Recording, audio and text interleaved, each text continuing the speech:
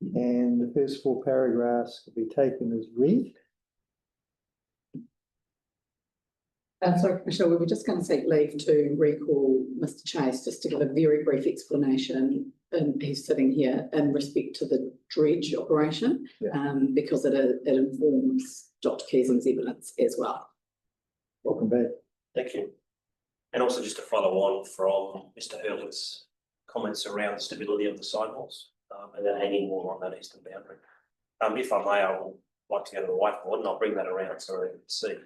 To give you a little bit more depth, and it's also, I guess, referring to the cross sections in the mining sequence and pit details.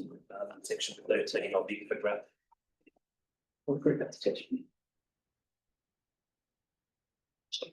It's not the Griffiths bundle, that's the Griffiths section to Ms. Crawford.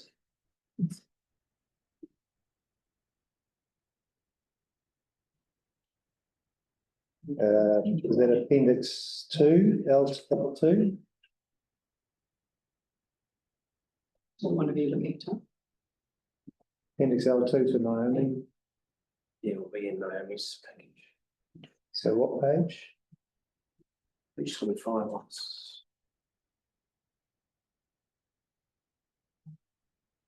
My one goes up to 23. That's it.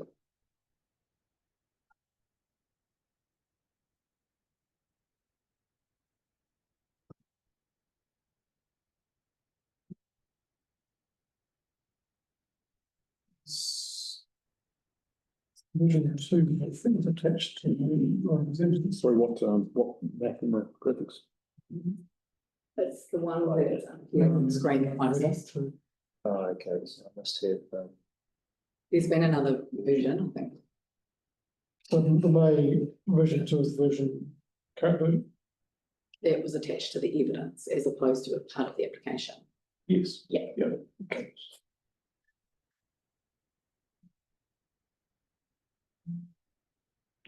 This is the image, Mr. Chase. Correct.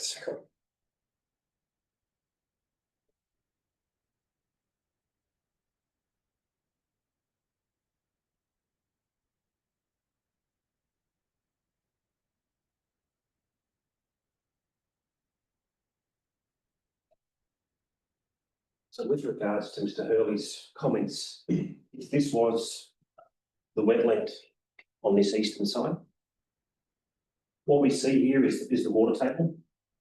Above the water table, you generally get and will work to a 22 to 27 degree batter angle. Underwater, you average about a 34, and it's just a natural event of the settlement underwater. As we advance the dredge along strike, on the front of the dredge, we've got a monitor cannon, which is just a water gun, which then slopes the face. We're mining in this direction.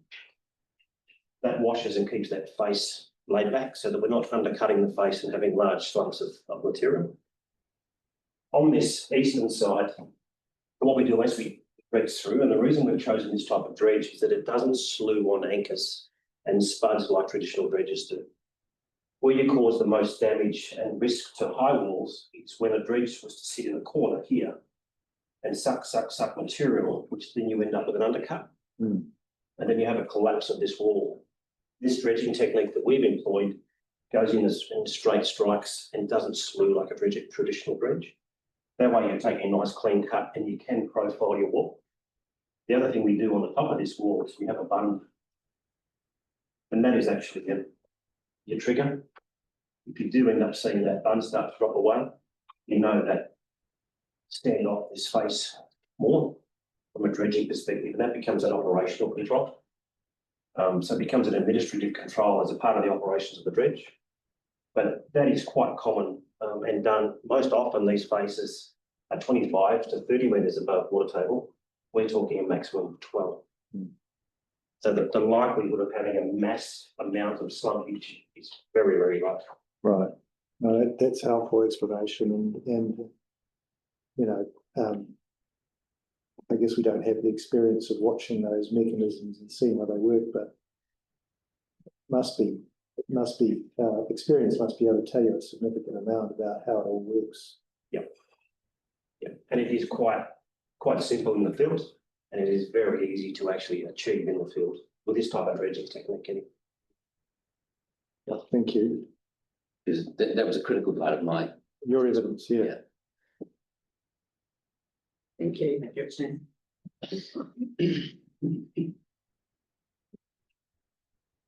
Right.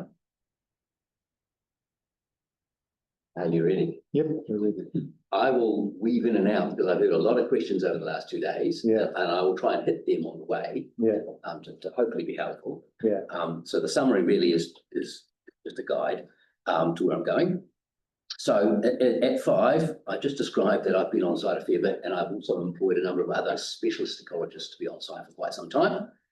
And just in case you don't remember the evidence, the lizard person has been on site twice, and they did 40 tracking tunnels, a whole 3 nights of searching, some 3 days of searching. So they've done quite a comprehensive look for skinks and lizards and geckos. But you have to keep in mind that arboreal gecko in a situation where we've pretty much lost the middle tier and the ground tier due to stock and these other things, makes it very, very, very difficult to locate arboreal gecko, which might be contained, if they're there at all, in the upper canopy, which can be 12 metres up in the air. And because we don't have a lot of that middle tier, or the shrubbery or the barricades, it's the case that you've got to find them there because it's just not there. So keep that in mind. We don't think they're present, but we cannot prove that they are absent. So is it possible to survey them, given they're so high up? No. So this is the problem. And the surveys either are through spotlighting and trying to pick up eye glare from them, or you have to put in a lot of traps around the trunks, pre-wraps and things. And then you have to get lucky that one is deciding to migrate between the ground and the canopy and get into the trap or house, let's call it that. However, when you've lost a lot of the ground tier and middle tier, their reasons for going up and down become limited. So the chances of trapping them become probabilistically less. So the chances of finding them when they're in low densities are really small. It creates a problem in most of these kinds of sites where you just cannot prove absence.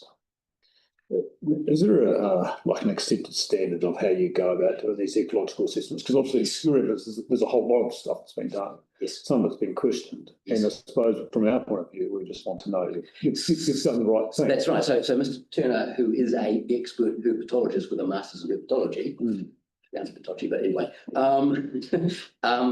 is very experienced and skilled at doing this, which is why I employed him, not me. So he is engaged in the best practice. And he is a true herpetologist. Same reason why I got Dr. Burridge to do the bats. She is an expert. I think there's such a word as a batologist, but bat expert. And her acoustic monitoring in November for 24 nights, with most of those being excellent, really, really strongly informed her that it's highly unlikely that there are bats in these component fragments, but she could not rule out absolutely, which tends to be the way with formal surveys. A negative doesn't necessarily mean an absence. This means that you were unable to detect, which probably means very low abundance if present, as opposed to not present. So in terms of what methodology was taken out, is there something we can go, he's done this, this is what the guideline says, if there is a guideline? Yes. So there are guidelines under the Department of Conservation for how to survey and monitor these It'd things. be useful, I think, to have a schedule of that, of all the surveys you've done against this is the accepted methodology and guideline. Well, I assume that would be the case because he is the expert. He has designed the methods relative to the site. So while there is a guideline methodology, you must cite fix each one. You can't just stamp the methodology on the site. You have to say, well, what does the site tell me I should do? That's what Mr. Turner has done. So he said, I'm an expert, I know what the standards are, I know what the methods are, and I have adapted those to the site conditions to make sure that I have the best possible chance of registering species. Yeah, I think that would be useful in terms of having a table of what was carried out, how it complied with the guidance, and who was the expert that undertook it, so we could see And I think that might be in the assessment and in the appendices where faunal experts, it's appendicized to my assessment, but I've checked that, but I hear what you're saying. Can I just ask you a question, a little bit out of left field, but for ecological context? Yes. And it's photo 2 of your evidence, which contrasts a 1988 aerial with a 2020 aerial. Yes. The 1988 aerial shows highly compromised vegetation with predominant, there's a cut of the drain through the centre. There's evidence of a lot of cattle and traffic and so forth. Yes. And it's really highly compromised condition. And then you come to the 2020 and it's sort of like the spatial extent is reduced, but there seems to be at least a cover thickness. If we go onto site, will we see the footprints of these highly evident cattle pathways in the structure of the vegetation at Walking? You will now. So, for example, if you go to, and you go to the largest fragment that we talk about. That, when I first went through, was very open, and there was a central path through the middle of it, which was clearly pasture and pasture weeds. And the last time I went through it, months ago, there was a lot of gorse in it. So it totally depends on what farming activities are going on in this place. And this is a real key to the entire assessment. It's a farm. Since the 1950s, when they started clearing it through to the 1980s, where they made a massive clearance, the bits and pieces change. Sometimes they get a range of thickening of vegetation, of the existing vegetation, and then somebody will throw more cows in 1 year because prices go up or something, and that density drops away. So right now, the very northern fragment is pasture with trees in it, and the very southern fragment is a little more attacked on the edge, and then open underneath because it's dark. And so each one of these fragments changes from year to year, depending on the activities, what stock are in, how many stock are in. There's often a tree or two taken out for various reasons. And so it's in a constant dynamic. And that's what I'm showing in those aerials, is that the areas of bush shrink and shrink, and they've been shrinking since the 1950s. And there's no protection for them, and they are allowed to be grazed, as far as I'm aware. And you can take bits out for timber and do that. What you will notice, I hope, is that the only large or old trees in these fragments are the kamahi, the timber nobody wanted. So if you go into the Eastern Escarpment, you will find some cuddly kahikatea, big ones. When you walk through the fragments, you'll find them as poles. This is not mature kahikatea. This is the remnants of picking of the bigger things. So there's no remu left in Nicholas one, northern one.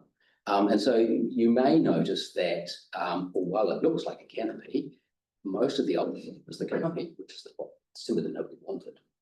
So it's been picked and then variously managed throughout the years, sometimes with more stock, sometimes with less. Sometimes they have ploughed adjacent or changed the drainage pattern.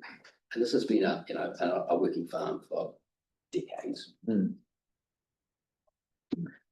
So, I mean, that 88 photograph shows very compromised vegetation to the extent that there is some slightly denser canopy in the 2020. You're saying it's predominantly kamahi. Yes, and the possums love kamahi, and so that's the other component running here. As far as I'm aware, there has never been any pest management, but there may have been some possum control. But some years the possum numbers will be big and come through and eat, and some years they won't be. And sometimes the canopy of the kamahi will be strongly affected by that graze, sometimes not. But all of those fragments have been on a slow decline in condition, both at the ground, in the middle tier, and at the canopy, through since at least the 1980s, when really development really kicked off. And what would you expect the condition, but, I mean, you describe in your evidence, the composition of the remnant pieces by dominant cover. Yeah. But that's not a natural condition, is it? No, so the composition you see there is a very narrow composition. So if you look at the dock component behind us, which is in the natural state, and you see the pattern of how the Hekatea and the Kami and the Hinau and the Rimu and the Totara fall, you'll notice on our side, we really don't have the Totara component, and we don't have the Rimu component, and we have different sizing. And as I was saying before, the Hekatea are all largely small holes. And so the whole dynamic of the canopy is different from the natural. It's a respondent to clearances and to effects of wind. Keep in mind too that most of these fragments are 50 metres wide, and the biggest one is 100 metres wide, but it's got a track through the middle, so it's 50 metres wide. That's all edge effect. It's all effect by wind. Yeah, we're going to come to that, but so I mean, I guess I have been privileged to walk in quite a lot of different original habitat. It seems to me that it's likely that I'm going to walk there, I'm going to see immediately this is different. And that goes to the representative measure, which is part of the significance test. And in essence, it is the primary test, because diversity falls out of being representative as well. When I do a representative assessment, I use the Recce 20 metre by 20 metre plot as a standard size to determine how many species are in each layer, what the composition of those species are, and whether that represents the same kind of diversity and assemblage in each tier in a natural piece. Now, in my evidence, I say I did plots, and I according to which species were where and how much were they, and I compared it to a large database at Lancaster, like Whenua run on 20 metre by 20 metre Recce plots around the country. Said, what is the Kami podocarp example? It's roughly 50 species recorded in a Recce plot, one about 20. Half of what we expect. That's different from walking through a site and recording all the species.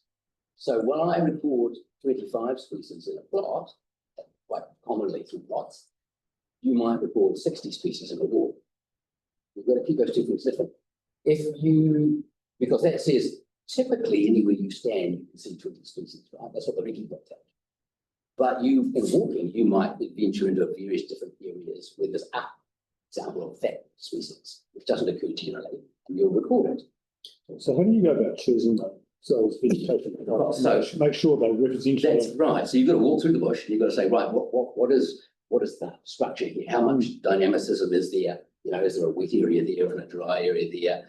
So did you do a range of them, or? Yes. So I walked through them all, and I said, right, we want to do a plot that represents. Now, a 20 metre by 20 metre plot in some areas, you must cover most of that. But surely the plot is the right way as opposed to some sort of linear measure. Correct. I walk 100 metres and I've seen all of this, because when you're talking about an ecosystem, the plot dimensions are designed to show the sustained ecosystem in situ. Correct.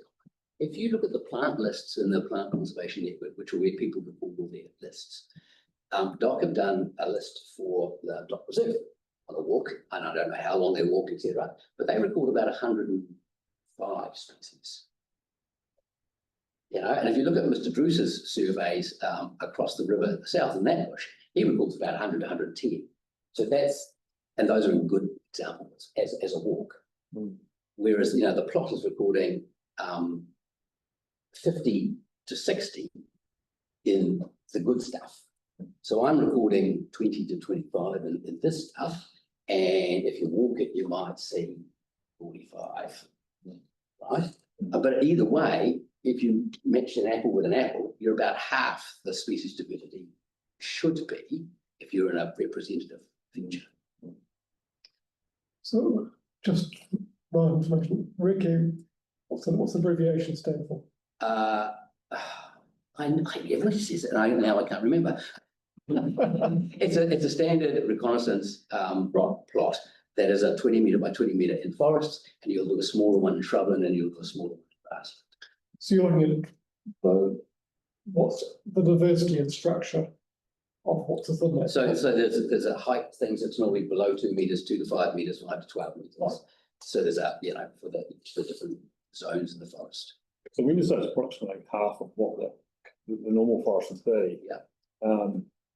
I'm assuming you're averaging that out because in this particular site, there's bits Yeah. of forest, it seems, that are quite, very marginal, Yes, and other bits that are probably a little bit better. a little bit better. So you've averaged them out and said approximately it's half. Yes, so this one had 27, and that one had 22, and that one had 23, and this, yes.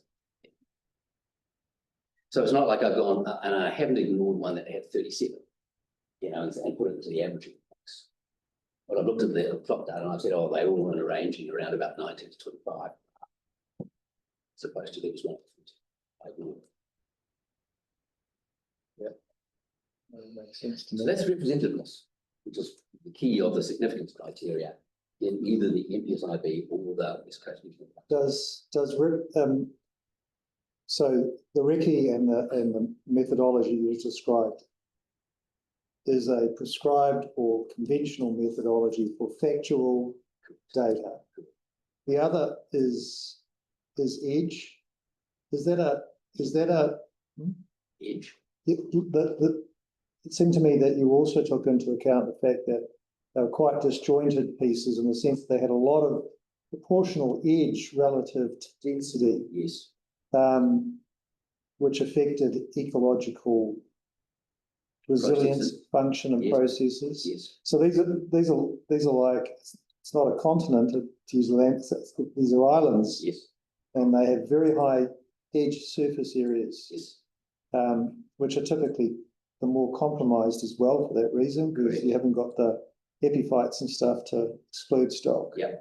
And the sheer lineal extent of those edges is something that is factual and informed your ecological assessment. Yes. So you've got density and the plots, you've got the lineal extent of the edge. What are the other core data that goes into that assessment of the of the values there? Of the values. Oh, sorry, of the actual ecology there. Yeah. So the things that we strongly think about are those size, core area to edge effect things. They are the presence of invasive species, so weeds that we record in there, and pest animals. Look, we've done no pest animal tracking. We have So with the potential presence of animals, Yes. the absence of protection yes, be another factor? that is. So the absence of fencing and the absence of actual control of possums and rabbits. Now, there are rabbits on site, which I've seen. There are stoats. There will be hedgehogs. There will be wild cats. And there are probably possums. And then the other factor is no identified presence of threatened species.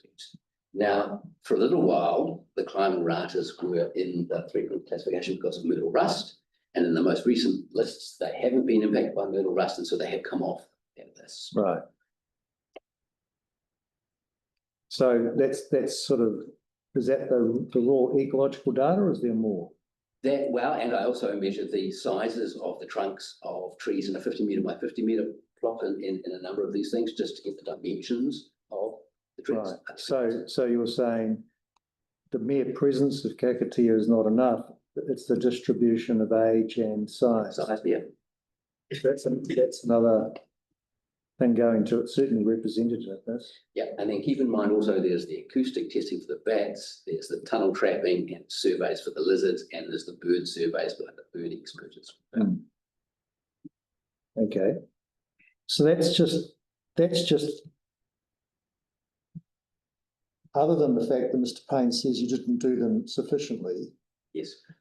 that's the sort of data set that we assume you would compile Yes. for the purpose of assessing. And that allows you to more objectively assess representativeness and diversity and pattern. But when you get down to context, that becomes subjective, because no one knows really what the movement of animals and plants through the landscape requires. So to say that it's something as a connection or a corridor or a connectivity thing is basically an assumption based on the fact that's present. No one has ever measured species hopping through the landscape and where they land and how long they spend and what they do. You'll find very little literature on that. So, for example, in this case, there's a southern front, which is all forest, it's all dock. And then there's the eastern escarpment, which is directly attached to the dock stuff, which is directly then attached to the Mananui wetland, across the river into much more forest, right, and further north. And then there's a suggestion, for some reason, that an animal, and let's pretend it's a ground one for a moment, a snail or a lizard is moving north for whatever reason, and for some reason it will want to go out into the paddock, across the track, and into one of these fragments as a stopping stone before it goes on to the next one. And somehow this fragment helps it do that journey. And I would say this is slightly ludicrous because it's not going to go across the track in the first instance. It will turn and follow to the bush line where it's humidity and leaf litter and stuff make it happy. And it would go down into the eastern escarpment, along the eastern escarpment, if it were to do that. And that's the same for most ground moving fauna. If they can cross the track in the pasture to get to the fragment, they don't need the fragment. If they're flying, if they're a tomtit or a fantail or a tui or a bellbird or one of those common bush features, that species that are present there, they generally have somewhere around the 5 to 10 kilometre flight abilities. They don't need to stop in a fragment to get to the next bit.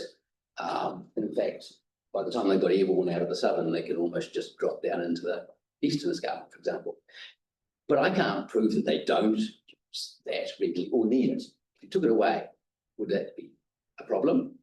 And the context is about whether the corridor function is important, not just that it could be a corridor, in the MPSRE at least. So the ability for me to prove that they do or don't need that doesn't really exist without radio tagging many and tracking them through several years. But to raise it as a possibility and tick that box is not with evidence. It becomes a very subjective thing. Now, I say it doesn't. Well, you've got high quality habitat all around.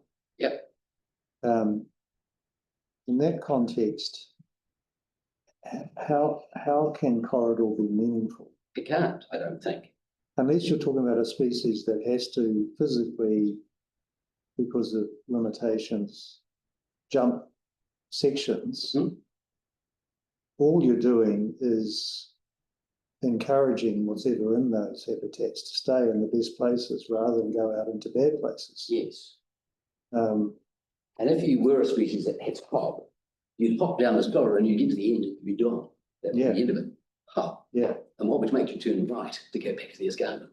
You wouldn't. It's sort of, I mean, that's actually how species work. They stay where they can tolerate. Yeah.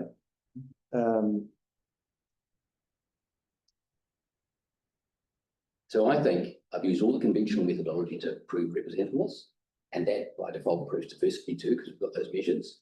And then looking at rarity, we'll get onto habitat rarity in a minute, but there are no rare taxa that we know of. With the caveat that we cannot be 100% certain there's no, West Coast green gecko in the arboretum, but we don't believe they're there from survey. That leaves the context, which is highly subjective, but in this case, I think unreasonable to draw. And I think Mr. Payne places some emphasis on the coastal feature. Coastal plains, and it's like he's drawing a subsection of landscape context to pull up the bootstraps of significance. Is that what he's doing? That's what I believe he's doing. But while the MPS says you should look at the ecological district, and most of us do, as your background scale for determination about whether that habitat there is underrepresented here. And in this case, it's less than 20% remaining of that habitat, right? It's in its ED. The West Coast Regional Policy Statement allows you to drop one level down to land environment. hence the coastal plain. But the problem with the coastal plain is no one has really defined it. And the reference that Mr. Payne goes to, a barrel, you tell, actually has a different line than Mr. Payne's line, substantially so. Much further inland, incorporates much more native bush. So if you, and that's what I use for the Section 92 material, if you use that, the feature of Kamahi broadly, Potoka, isn't unregistered, it's more than 20% left. So you don't tick that box. But it's critical about where you decide to draw that line on that environment. Yeah. I would still maintain that Kamahi with Potoka is a very, no matter what landfall, is a very common forest type in the particular district. Yeah, well, I think that's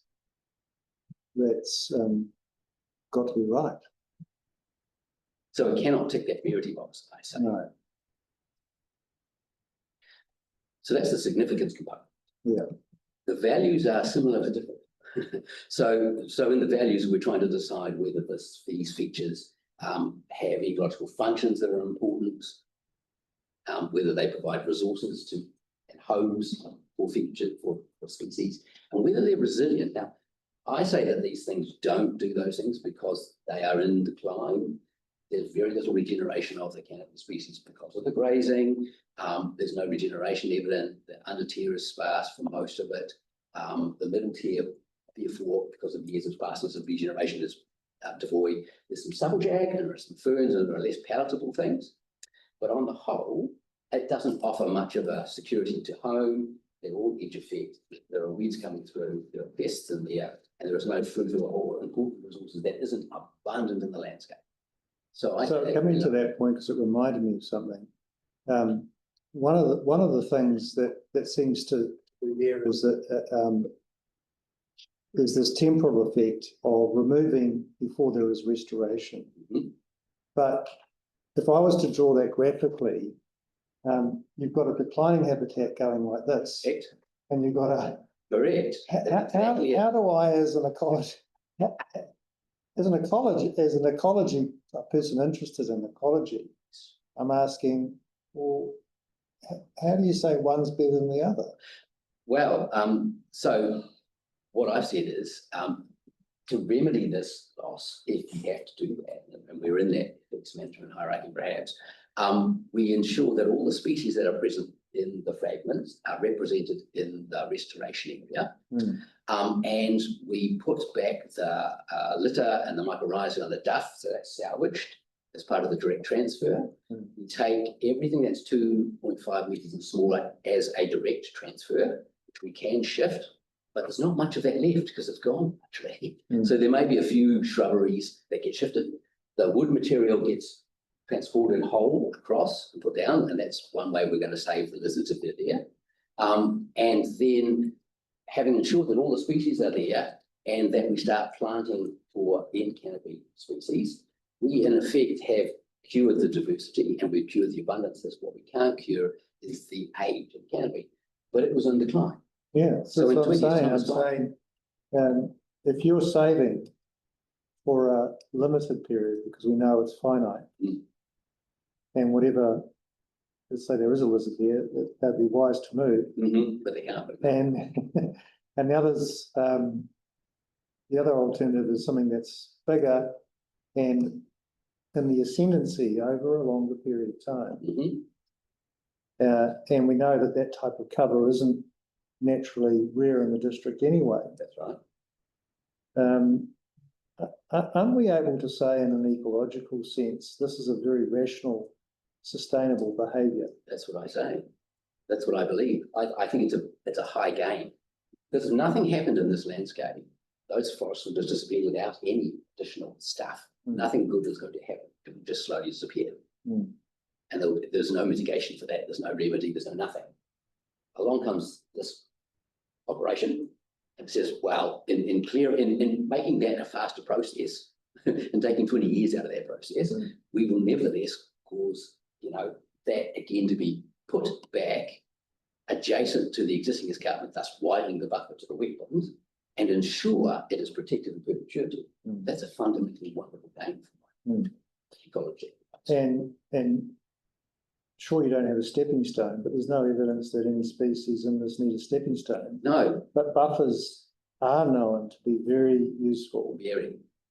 in this climate because the edge effects we see, in stands. Yeah. The more depth and density you have, Yeah, the more enduring it will. exactly. And so, and maybe this is a good time to kick on to what's going to happen in the remedy. So the idea is this: year one, test all those things. We'll make sure the pit wall won't fall in. We'll make sure the water management can work. We make sure the sediment management works. So when we come around to the eastern side for the sensitive stuff, that's all working. We trundle down there. And what I like about this first year down here is that immediately afterwards, we're into the restoration component. So the minute that system has been going for, let's say, a month, it's now 120 or 30 metres behind it that's filled in and ready for the transfer. Then we start clearing the year 2, year 3's forest route now, and we transfer it onto the soils that we prepared there. No fencing at the moment, except fencing on the outside, which is temporary to keep stock out of the mining, but that keeps it out of the restoration as well, right?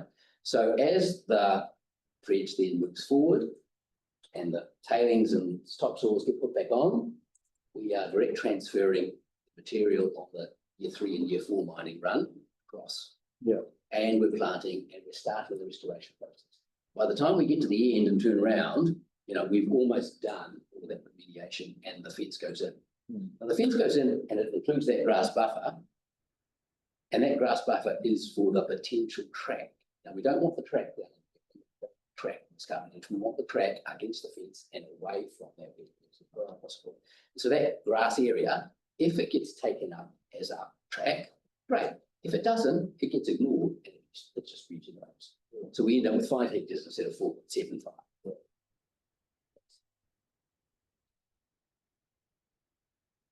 So you are supplementing it when you're talking about the vegetation transfer.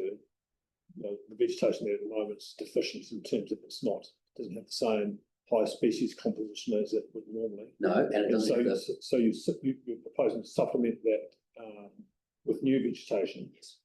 So it has the same, right? What it should have. Yeah. Yes. So that's the active planting. So the restoration is a combination of direct transfer of whatever we can, plus the raw materials, the duff, the soil, risal, the logs, the woody debris, foliage.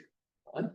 Then there's a planting program to add in the species diversity and the canopy species that are missing, to boost it to what it should be. And then there's the natural processes that are managed to also. So that eastern side is just going to throw seed in there. Right? So as long as we're managing the herbivores and the predators in that space, as well as the wider web of predators, that restoration will succeed and it will be much better than just natural processes. And faster.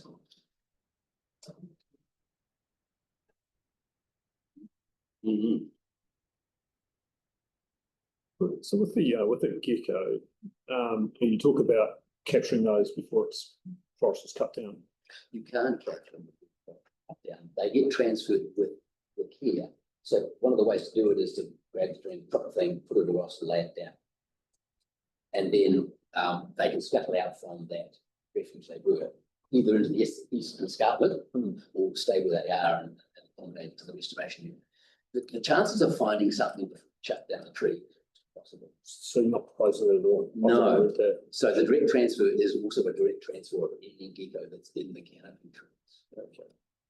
So going back to this corridor point, how can a remnant stand paddock be a corridor? I actually can't. And it can't be a pathway. No. And it can't be a linkage. No. So all it can be is something for a bird to land in on the way. If it was a really high resource of a particular flowering or fruiting species that wasn't common in the landscape, then it would be visited in preference for that resource. It's not the case. Up north, you might get a little grove of fruity tree. When that fruits, everybody comes. And it might be a little grove in a paddock, which would otherwise be ignored. And because it has a specific high value resource, it gets visited. We don't have that situation here. It's those little red berries and really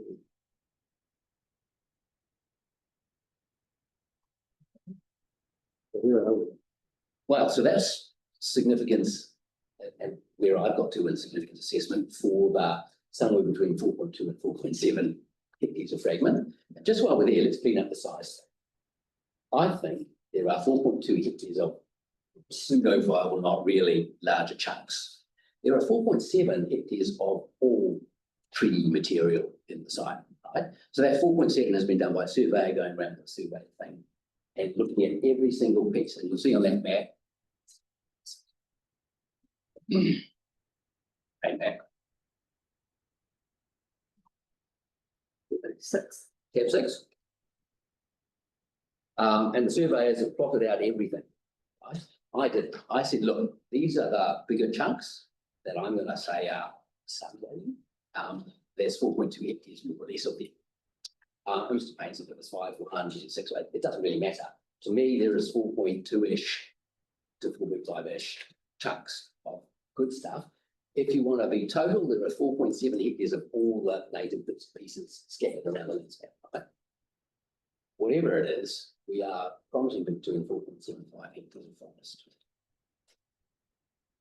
That number probably doesn't really help us in the significance. No, of course.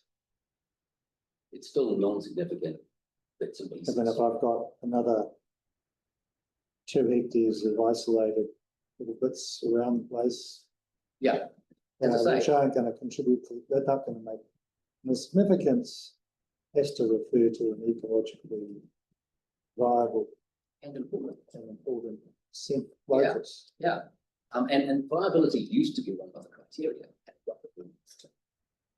Except that if you look at the criteria in the second edition of ECA guidelines, the diversity and pattern does look at local environmental conditions that have influenced the habitat, so forth. So it is to some extent forming the processes that have formed this. Yes, so it's a product of the land. And if you had a landscape that had a lot of poor quality bits and pieces, this bits and pieces might be raised in elevation because it was one of the better of the bad bits. But this landscape is so rich in good bits that you don't enact that. Yeah, and that was my point about the SNA, because there's a lot of talk in the evidence about SNAs, and SNAs is actually under the national direction as it stands, really a work process to establish within a district areas of significance, based on a regional context. And I definitely think the regional lens would look at, well, how much of this type of habitat have we got? What's its quality? Would we rate this significant? Yes. And I sort of feel that that type of assessment, I suppose, would also inform a local assessment of significance as well. But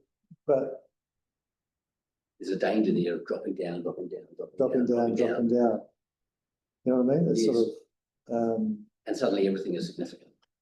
yeah, and we're in a region where you've got so much indigenous biodiversity. Yes.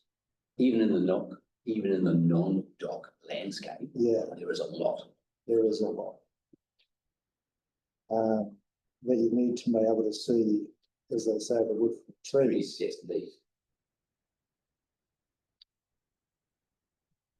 I was thinking when you said that the conversation's a bit difficult to hear. Oh. Sorry, Big level. yeah. Okay. So overall, at the level of the ecological district, the actual impact of moving these fragments is Zero, negligible. Yeah, and there's this key set of statements that you make in your evidence about I wonder whether Mr. Payne would disagree with them about looking at it from a regional context. What does this mean? The removal of this vegetation really mean Nothing. for ecosystems? That's And you right. say nothing. And he doesn't actually contradict that view, as I understand it. I don't think he does.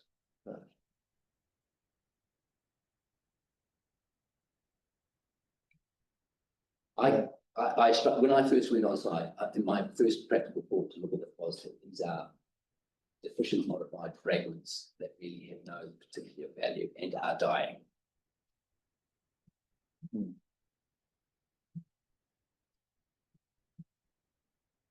We should just have a quick stop while we're there too, because we're in the discussion about things. You talked about the dock SNA wetland.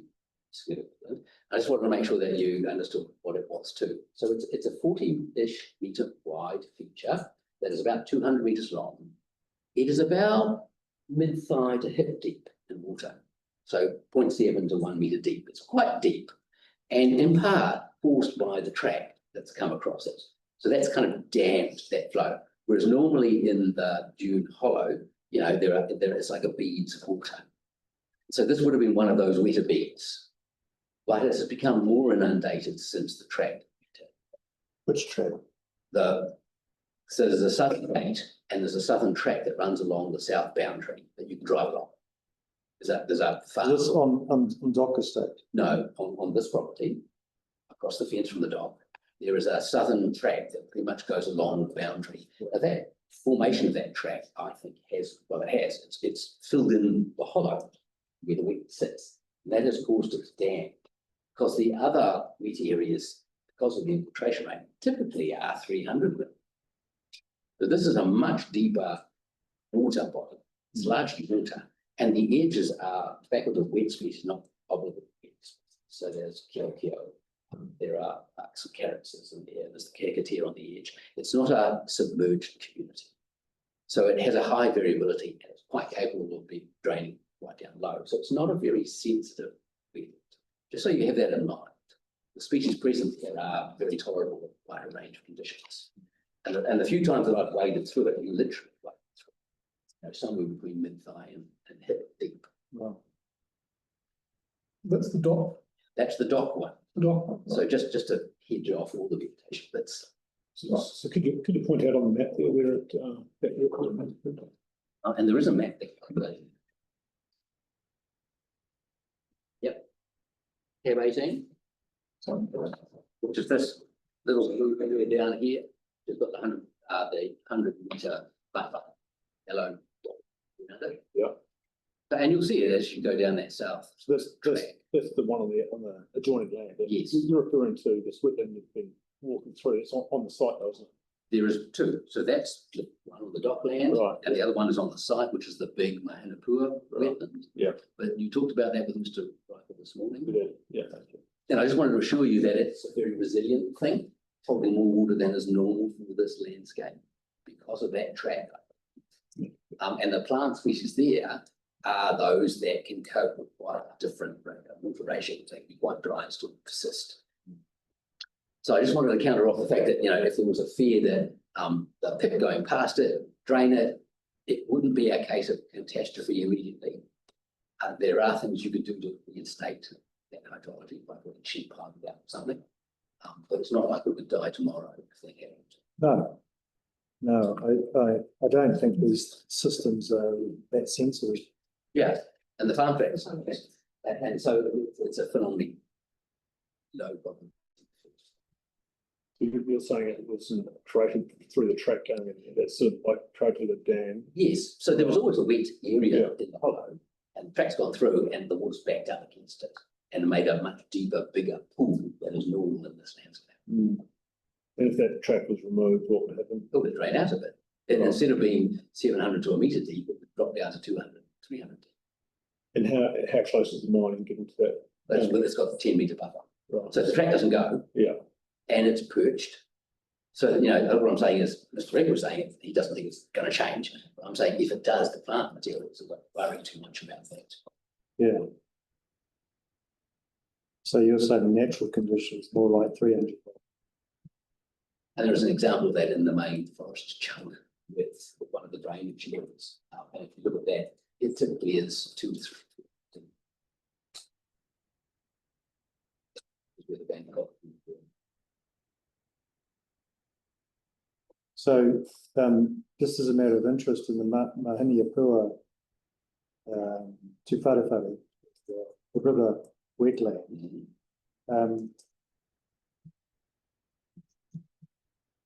what's the, is that a different range and composition of species? Would be than the one on the Dock Estate, obviously. Very much so, because that's a forest Yeah. wet area. That still has basically forest ferns. Yeah, and things like that. Whereas the Mahiniapua is a mosaic of Chenus turfs, tangle fern, restads, Prospertina, of course, with shrublands, the Hecate swamp, the Hecate treeland with sedgelands, carrick sedgelands. It's a mosaic of wonderful things. It's- We saw one in 9 Mile. It was called Silver. Green Silver was Stream. much better than that. Have you seen it? I have, not on the ground, but I have, because I did a significant visit to the West Coast 15 years ago, 20 years ago. But that wasn't identified. No, And yet it's the most extraordinary one I've seen, not that I've seen a lot of it here. It's the most extraordinary wetland. and they are, not saying a dime a dozen, but they are quite a lot of them. And this is another one of those very fantastic complex mosaics. But a different context here. It's, So this is lake fed yeah, and river fed, and you know, I think you're talking this morning about contribution that our site makes. It's tiny, but pretty much wherever the rivers do comprise.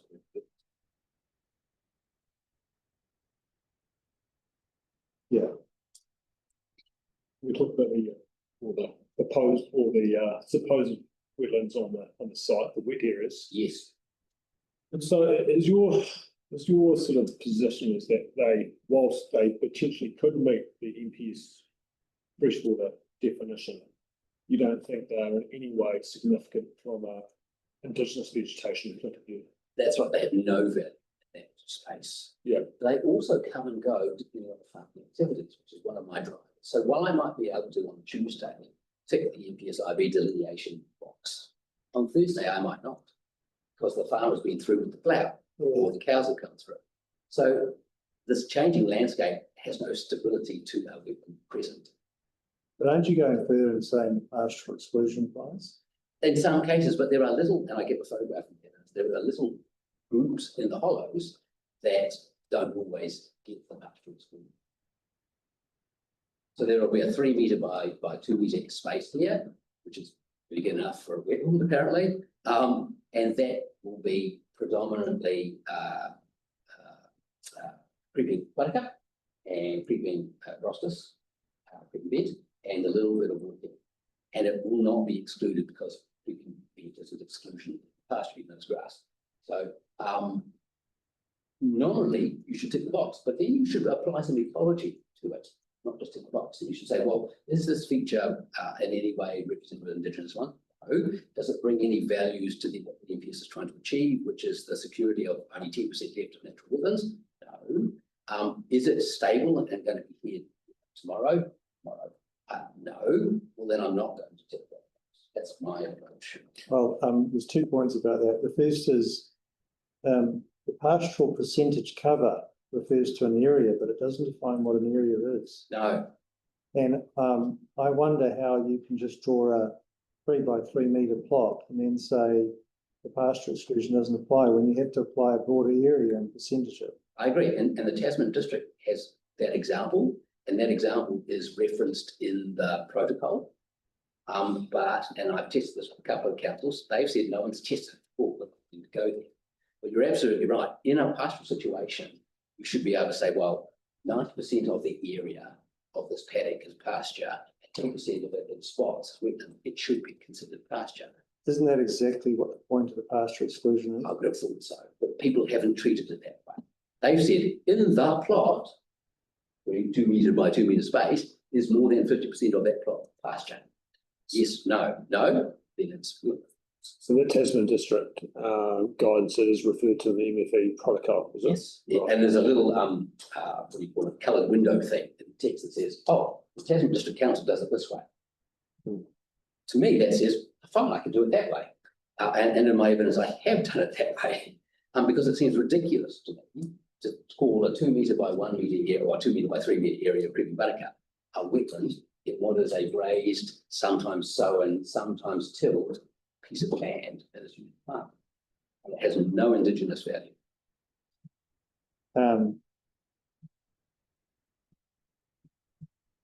In the Adams case, which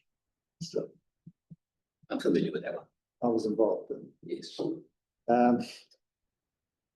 there was also a prosecution that went to the Court of Appeal, and they picked up on a point that I'd made in the courts. They didn't, the Environment Court didn't pick up, which is that for it to be an inland natural wetland, it had to be a wetland for the purpose of the Act, Yes.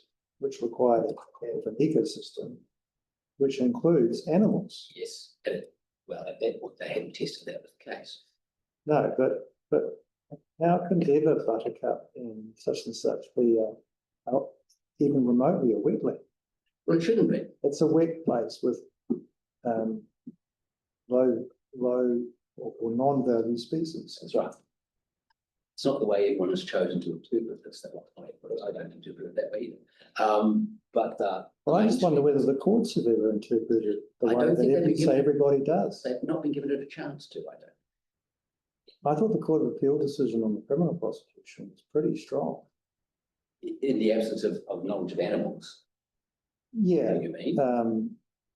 but also the highly problematic nature of the entire enterprise of Yes. these definitions. Yes. Yes, you're right. They did. Where, in a sense, the tail had started to wag the dog, the Correct. tail being the protocols. Mhm. Which shouldn't be a tick box. They No. shouldn't wag the dog. Yeah. No, they are a tool. Yeah, and I'm saying the dog is, we're trying to protect ecosystems of wetlands functioning. That's right. And so somehow Which is why I it don't. became a very mechanical as opposed to ecological assessment. Correct. So I call it a bureaucracy. Yeah. Yeah, and so I don't do that. So the two And in witnesses. fact, a lot of people who were performing these were in fact not qualified ecologists. Correct. They were technicians That's right. who were more inclined to follow a tick box. That's correct. Say, well, I'm in safe ground here because Tick the box. So the definition of natural land, it's come from the MPS freshwater, isn't it? It's come, yes, which is borrowed or used the RMA definition of wetland. A lot of indigenous wetland or representative wetland or valuable, just wetland. So the question is there any other reasons why they would have that definition? Other than ecology is one reason, but are there other ecosystem services that MPS was seeking to protect? So that, Other than so they say that the functions and processes of wetlands as water sponges, filtration devices are part of the reason. But a 2 metre by 2 metre buttercup has none of those things, and it doesn't have any mechanism to allow you to pull those out for those functions. People just use the words, oh, well, there are functional importance reasons for this. But in a pastoral situation, the grass is doing as good a job as the creeping buttercup at filtration and those sorts of things. There is no functional value to those things. And they're not hydraulically connected to any other wetland system or water body where they're filtering water. and No. providing that service. No different from what pasture. So there's no, in your opinion, there's no sort of ecological value whatsoever, None at all. or ecosystem services that None at all. those supposed wetlands provide. Correct. So they're induced wetlands which come and go depending upon the. Yes. Without any indigenous value to them as a representative of this. I suppose the question then becomes, do we have induced wetlands that by default, regardless of their value, come defined as natural inland wetlands? And I don't think that's true. Right. But you could tick the box of any 2 metre by 2 metre in a particular place and say that was true. But I think you should look bigger than that, and the paddock and what it's used for, and how it is moving all the time, for sure. And understand that that area that you may have ticked today might not be there next week because of farming practices. And that they perform no functions and no representative value and no security to biodiversity in the waterways. So does that explain the difference of opinion between Mr. Payne and himself? I suspect so. Okay. So with the design of the proposed wetland, you've made a number of suggestions about how that should be designed.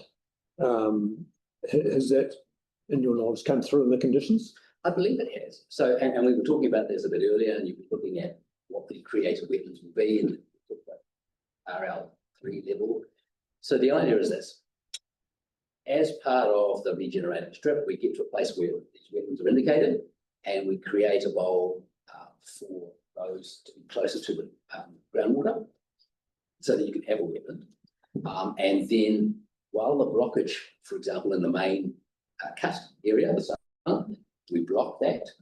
So we remove the surface water flows to that area and manage it through infiltration, but we cut down the land, or well, we broaden the existing cut actually, so that it is wet enough to put in, and I want sedge and reed and rush woodlands in there, with the sedges and the reeds in the middle and the wet part. And then they are allowed to grow while mining continues. And when you're at year 4 and you're out of the eastern catchment drainage system, they can be opened, the blockage can be removed. And what I want is some of that water that is surface, and there won't be much drainage, to come through those 2 wetlands and the northern wetland. So you're confident that sort of specific design details reflected in the conditions, or that there's a And in the restoration plan that is restoration drafted. plan, right? Okay. Yes. Yeah. I'm not, so, and we had a chat about this the other day. I have no problems with the conditions referring to the existing draft, because I understand that while the conditions say, and the plan should have this, and that the plan doesn't point to this draft. And I'd be quite happy for the condition to point to the map even, say that this, like this. Yeah, okay. That sounds sensible to me. Can we move on to talk about whether it's questions about the wetlands? Oh, just one point. So pointing to that different theory about how you define an area of pasture, isn't that the source of the difference between you and Mr. Payne about the point that you haven't gone across the entire site? And because my view, preliminary view, is that the pasture exclusion test is intended to enable you to make a reasonably quick evaluation that within an area there may well be hydrophytes in wet spots littered throughout it, but fundamentally this is a pasture activity which is subject to farming practices and will come and go as you think. And if that isn't right, then aren't you getting into this exactly what the pasture exclusion was designed to remove, which is a sort of unrealistic minutiae assessment of every paddock for examples of what we will know as essentially valueless wetland hydrophytes. That's exactly right. So my first assessment did that. I walked over to the farm. I went, here, there are just thousands of bits and pieces. So I didn't do, and I just pseudo-facetious to say my evidence, hundreds of crops prove that. Very evident and obvious. And in the section 92, where he brought that up again, I thought about that and thought, no, I'm right. This is no reason to be concerned. And then I went back and I tested what he said. Oh no, it's a swamp forest. I went back through there and I did some plots again because he was showing pictures of Salibas, and it turns out that no, these are bits with little bits and pieces of wet areas. or they're cohabited here in an unusual circumstance because they don't have the adjacent domain because it's been cleared. So in all cases, I'm very confident in we've got to, which is that there are no amendments on the farm. Yeah, so Yeah, the additional plots was all driven by a concern of inadequate information from, not because people are necessary. it's just that I can't see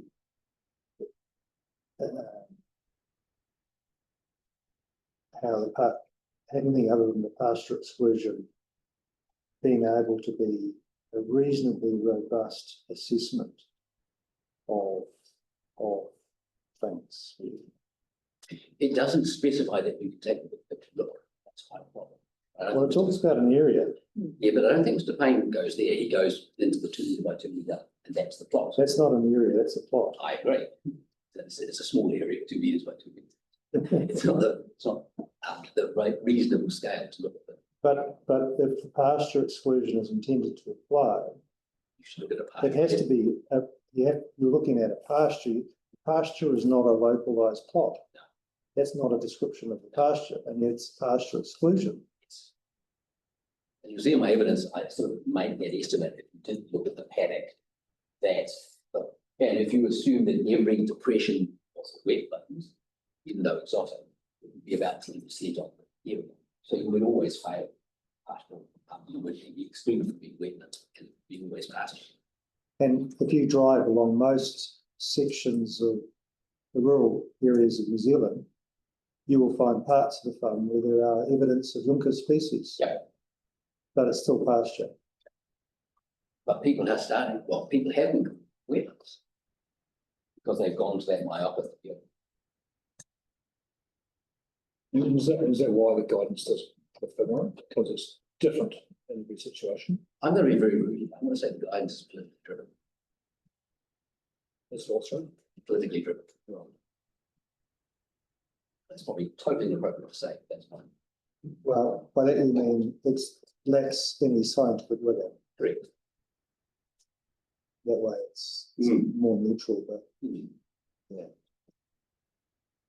People uncoupled the reason for it, which was the MPS said, no, which is the study said we've only got 10% data about Indigenous wetlands. And this was supposed to help that, but it got uncoupled a long way. And now it just it signifies a definition of the RMA wetland. That's what it does. yeah, to me it signifies probably the intrinsic difficulty of trying to define a natural thing in a way that fits a legal category. Yeah. Without with an overprescribed protocol that does not allow for sensible judgment. Correct. That's what I think. So. And now, sadly, then you see ecologists arguing about buttercups as opposed to that which is, is unusual.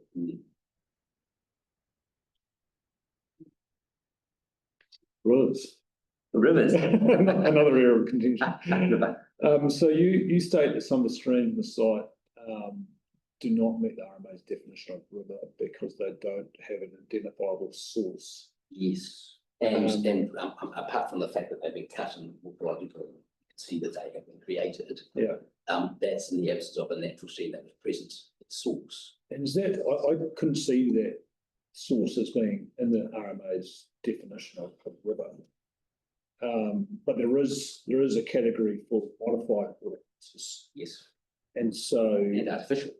Yes, yeah. And so, where do you think there are some different streams on the site which are potentially in different categories, and some of them may be different along their lengths. And so what's your evidence in terms of what those streams are? Have they all been artificially cut, or do some of them actually have been cut along natural streams? Yeah, no. So there are no streams on site. Yeah. There are only ditches and channels. Once upon a time, that sand dune hummock and polygon thing had the low points, which periodically contain water before draining downwards. So that, and none of those areas have any kind of velocity to them, and aren't therefore a cutting or erosion causing direction of water. And there are no upland springs in the site. So there's no source of water to drive a stream, to cut a bank and a bed. Yeah. There is just these dune hollows. Somewhere along the line, probably in the 80s, someone has cut perpendicular to that to cause those hollows, which fill up when it rains, to speed the loss of water for farming, cut across those dunes to allow it to drain to 245. But I can find no springs or no uplands that would feed a natural stream or a natural waterway, and make it consistent. There is just changing groundwater coming up and down in the hollow points. So there's no evidence basically on aerial photographs that any part of those, No, they were actually streams originally. correct. Now the LINS topo map shows a line and suggests a stream, which is actually the main drain in the second half from the east that feeds the cut. But there is no spring or source of water at its head. There is a track that bisects it from our wetland, which would have been part of one whole long hollow. How were those streams on those topo maps made? What data source did they It use? wasn't ground truth. It was just, when you get two adjacent photographs and use a little machine to see the contour and stuff. Yeah, right. That's how they map them. They did a pretty good job, but they're not good. I've just got one question about the 245 stream. So Dock and their submission, they have, they're concerned that you didn't conduct a baseline survey of that stream. And I see there in paragraph 185, the evidence you've conducted an eDNA survey. And so my question there is, are there any limitations to that survey method compared to a traditional aquatic survey method? Yeah, so there are three things there. The three data sources of this. Serin et al. Surveyed this river for macroinvertebrates in those wetlands and river. Sorry, who did that? Serin et al. Alistair Serin from Niwa. Okay. In 2010, I think it was, the records evidence. So they did a whole lot of the macroinvertebrate surveying, which I would have done. They did that. But then there are the Niwa. 2010. Yes, I think Yeah. it was. And then there are the Niwa freshwater fish database records, and then there are other eDNA records as well as our eDNA records. So I'm pretty confident that the species that are present are registered in those sets of data. And does the eDNA survey, are they consistent with what the 2010 survey found? except that the 2010 survey was macroinvertebrates. So yes, the eDNA does register the same species, but not to the same level. So macroinvertebrate data is much more complex. Right. To survey 230 is problematic from a fishing point of view. You don't just on your electric fishing machine and wander them in. It's too big a river for that. So you end up having to seine it and stuff. The species that are recorded there make sense to me. In fact, it's a little over what I would have expected, but that's partly because of the perch, which are predatory game fish present, which detract from that natural ratio. I'm confident that we know enough about the macroinvertebrates and the fish species presence in Timfer. It's not assuming that we haven't done our own. I don't think we've too deep in them. There wasn't a reason why you didn't do your own survey? Well, because that existing data I thought was more than sufficient. I wouldn't have added anything to that. I don't think. That's all good for me. And why are they talking about that? Because we were talking about monitoring this. And Mr. Masson mentioned biological monitoring. As Dr. Rika and Mr. Rika and Dr. Fitzpatrick were saying, the discharges of chemical elements is hard to measure accurately, and there are only little bits, and it's really hard to associate toxic levels for a range of reasons. It's even harder to detect a biological change in such low discharging chemicals. So if you get a concrete powder spill or an oil spill, you can immediately get death-related examples of eels stranding and stuff. This toxicity isn't a chronic effect; it's a slow thing. The discharge is subsurface and diffuse. There's a point source that you can allocate as a high concentration area. So it's coming through the substrates, trailing the mining if it occurs in a diffuse way before surfacing perhaps into the tūwharewhare in a diffuse way. And there's nothing you could measure in the biological world that would tell you that it's having an effect. That makes sense. But I guess the point was more that there are problems with levels, testing levels as well in terms of conflating that with effects. Yes, and there are already high metalloid levels in the streaming water, which is not surprising because it's adjacent to these great long sand dunes with all of these minerals in it.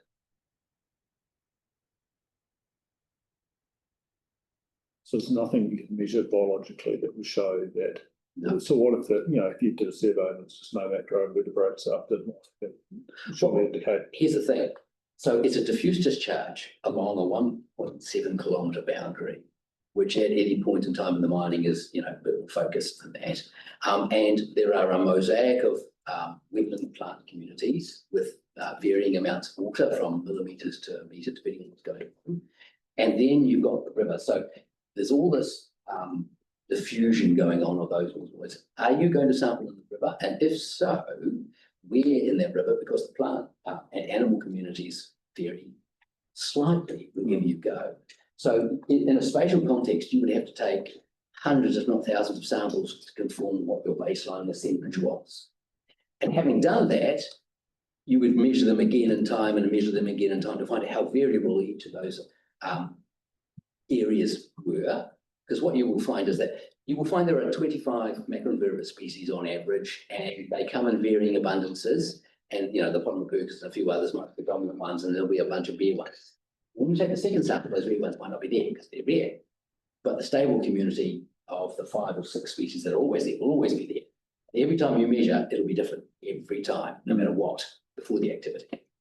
And then you'll do the activity and you'll get the same variation, and you'll go, well, I don't know.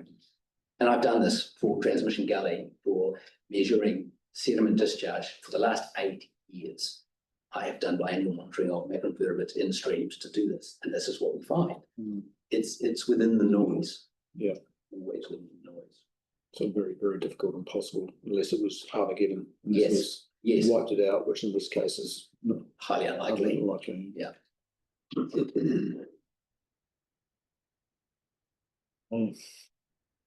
couple of final questions.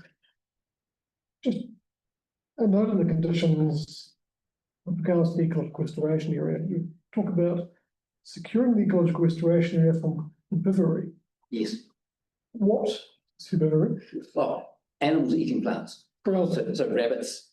Yeah. The bigger term is herbivory. Yes, so rabbits, possums, goats, things that eat plants. That's not what I've come across before. Thank you. Probably an invented word. Very invented word, yeah. Like the Mr. Rickett. Well, yeah, lots of the big learnings. Yes. The learnings. The new English word. Now in common use. So looking at the attachment that is further information requested, which is attached as Appendix 1 to the Section 42A reports, in relation to ecological effects, that they describe a further information required, and they say in relation to, for example, the survey sampling designed for terrestrial lizards has inadequate coverage, number of survey devices, and does not include standard DOC, Hyptofauna inventory and monitoring methods. Your evidence is you've had an herpetologist design a site-specific survey, which led him to provide reliable conclusions, and that's standard ecological subcontracting to enable you to reach conclusions. Because I'm not a herpetologist. So exactly, so I employed a herpetologist. Yeah. And then another one, for example, is ecological assessment does not include an assessment of the forest composition following an acceptable methodology. That's a total disagreement. Yeah, but how can there be disagreement? Because you basically do your recce plots, you do your composition, you do the sizing and distribution across species and all of that. That's just standard. Wouldn't that be That's it. ecology 101? Yes, it is. Which is why I'm flummoxed by what that comment is supposed to mean. Yeah. And then oddly, Dr. Bramley, in a confusing aside, says neither of you did it. He didn't do it either. Which is sort of not what I expected him to say, but your position is what you did was standard. More than standard. So typically, while I did the recce plots, while I did the walkthrough and the species, it's not that common anymore to do the 50 metre by 50 metre DBH sizing of trees and stuff too. So that was even an addition to that. But it's useful data. Yeah. And So what's Dr. Bramley referring to when he suggested that you didn't quite do it right either? I don't know that he said I didn't do it right. I think he said he might have done something. I say as well. Right. then there is this bullet point that I find a little bit hard to understand. So I'll read it out if you could just listen closely. The proposal does not provide sufficient redress to account for the residual adverse effects associated with forest values after the mitigation has been accounted for. What does that I mean? think it's about the lag time to get the too. So is this Mr. Payne? Yeah, this is a So my summary. discussion with him were about the fact that he feels that our remediation efforts, while it might cover the species and stuff, doesn't achieve what he calls the residual effect, which is the temporal one from young trees to canopy trees. And we talked about this earlier on. I don't believe there is a residual. I think because these trees are going to die in the next 20, 30 years anyway, that I don't have to consider the lag time to recover canopy because it won't be there, as your graph shows. And I believe his issues were that because I can't put big trees back in replace with the big trees gone, that there has to be the residual component to the remedy, and therefore we should go to an offset, and what that looks like is something else, and who knows. And I understand that that was his issue, that it was lag time to replace the canopy. And I say that doesn't matter in this scenario. Or is he saying there just should be more? He's saying you're removing, so we'll just call it one. Yep. You're replacing it pretty much with the same area. Yep. And he's saying because of that lag time. Yep. There should be more. There should be some additional. That's what he's saying. And I'm saying, no, that's silly. But if it's not a corridor, it's not a pathway, it's not a linkage, and it isn't, to the best of our knowledge, hosting threatened species, is there any measure? Is there any objective way we could describe a residual effect? Well, I don't think there are. To arbitrate the two differences of opinion, it seems to me they're just differences of opinion. And they are just differences of opinion. And the thing is, I think he also hasn't appreciated is that the restoration comes with legal protection, physical protection, and management, removal of predators and herbivores. So that is None of that occurs now. So that is a positive, isn't it? Very positive. Because it's not as though you're saying you're taking away one and you're replacing the same poor forest with another poor forest. No. You're replacing it with a better forest, with better management, Better with a protection. fence, although it's not ongoing management. No, but it Right. gets it to a point where it's now secure. Yeah, so it is actually, it would be a greater benefit than what was there, Yeah, Previously. if we did nothing, which potentially, in theoretically, in my head anyway, sort of makes up for the difference between, that time between those species not being there and growing to become what they were originally.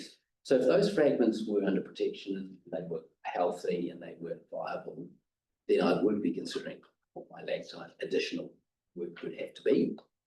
But they're not. They don't have any of those managements, they don't have any of those values, and they will die. Yeah, just one further question. This is probably more of a homework question for some of us to know. I'm just looking at, you've discussed nesting birds. Yes, And avoiding effects on them. Yes. In the breeding season.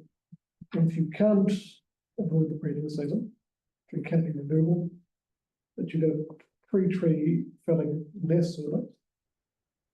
And then you avoid those trees at the nesting place. Yep.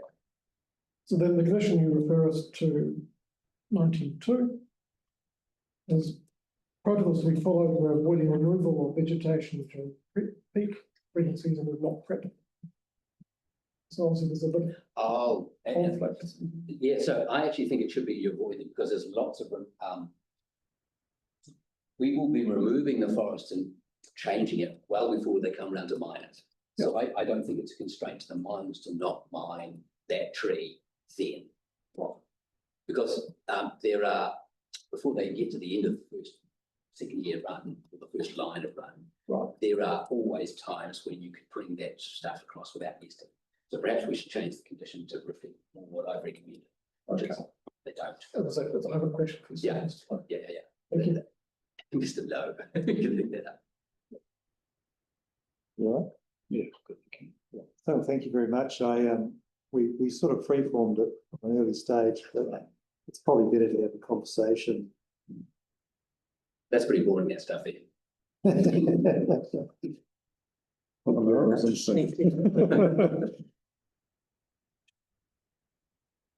So we could possibly go to Dr. Bramley, and then we'll have the afternoon adjournment. Just by way of background, Dr. Bramley was involved because there was such a significant difference in opinion, and that was part of the engagement with. He's been observing this conversation. He has. Yeah. Is he the person who complained about volume? Sorry, was that volume? He was. I won't tell you who that person was.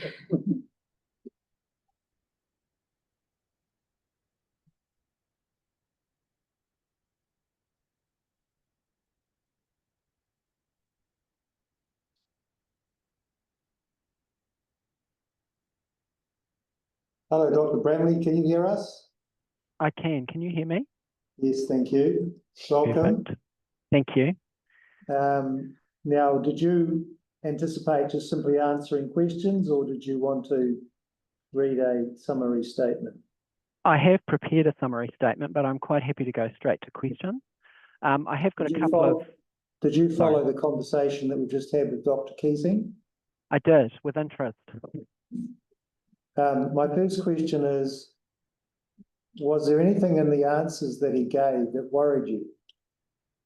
No, but there's one thing I'd like to sort of expand on. There was a question about the pasture exclusion test, and the purpose of that being to allow you to make a relatively quick assessment that this is pasture and this is a wetland.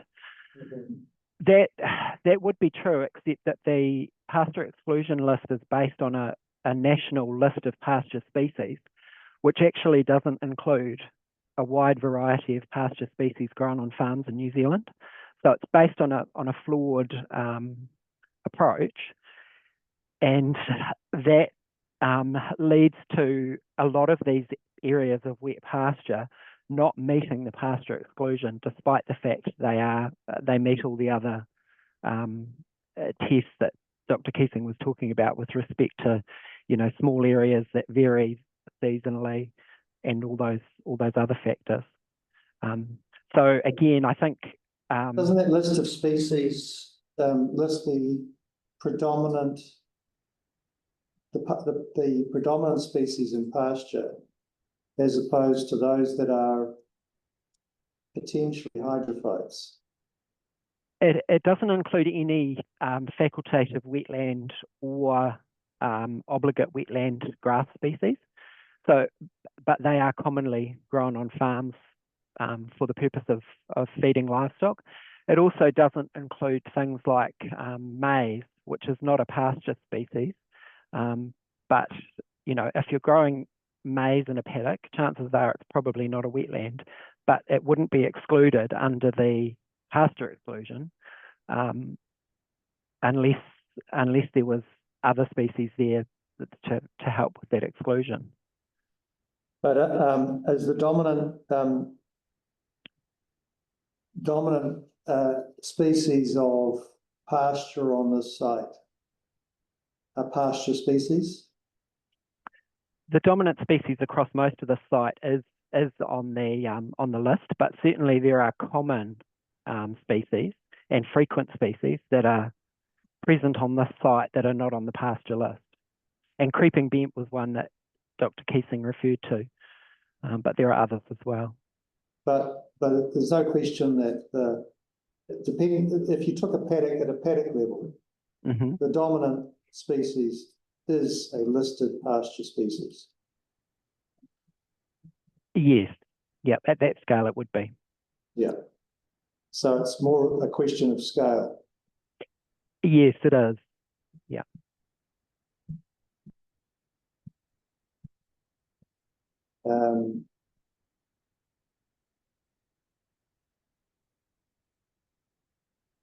But the way the pasture exclusion is written is you assess it at the plot level, so at the 2 by 2 metre plot level.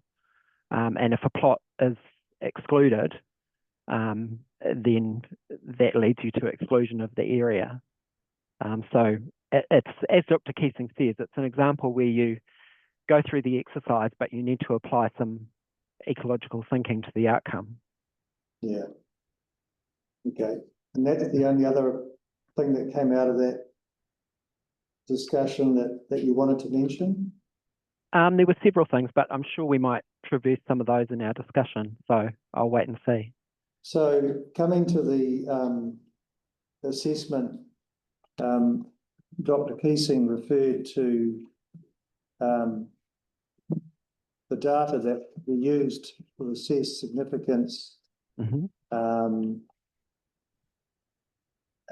as edge extent, the condition, threatened species, and they've done lizards and birds and bats, distribution of size and age of species, composition, and the extent to which it's representative of ecosystems in good condition, and also susceptibility to change through context. Are those all the sort of standard things that you would factor in as data to an assessment? Yes, very much so. You probably appreciate, the criteria for ecological significance have sort of been converging on a standard set over the years since they were first introduced, and the number of factors has been sort of progressively reduced. It sort of started out in the early days around 8 or 9, including, as Vaughan mentioned, viability was one of them. It's now at the four factors that are set out in the NPSIB, and the same 4 factors are in the West Coast Regional Policy Statement. But the interpretation of them is slightly different in each case. Yes, that's sort of a development. I think Wildlands did early work on that, and then it went into case law, and then got further refined, and then it started to find its way into legislative instruments and so forth. And that's sort of how it developed. That's right, yeah. But yes, generally, those factors that you've just discussed are the things that go into doing an assessment of significance. And Vaughan talked about the kinds of data that feed into that. I think one thing that he didn't mention that I would probably add is that he did mention it indirectly in response to another discussion, but one of the key things that produces a different outcome is what scale you do the assessment at, and the planning documents at this site refer quite clearly to the ecological district or the ecological region, and that is normally the scale at which the assessment is done. There are reasons why you would do it at a different scale, but differing the scale can substantially alter the outcome. If, for example, we did it at the scale of this property, those forest fragments could potentially have elevated value because they're the only forest on the property. So you would value them more highly than when you consider them in the context of the remaining forest around. And I think that's oftentimes where ecologists come to a different point of view, because they consider that the scale of assessment should be different from the scale at which it was done. Yeah, that does come down to some that potentially does introduce in the subjective assessment and can be influenced by the perception of the ecologist about the general capability to draw down natural capital further. In other words,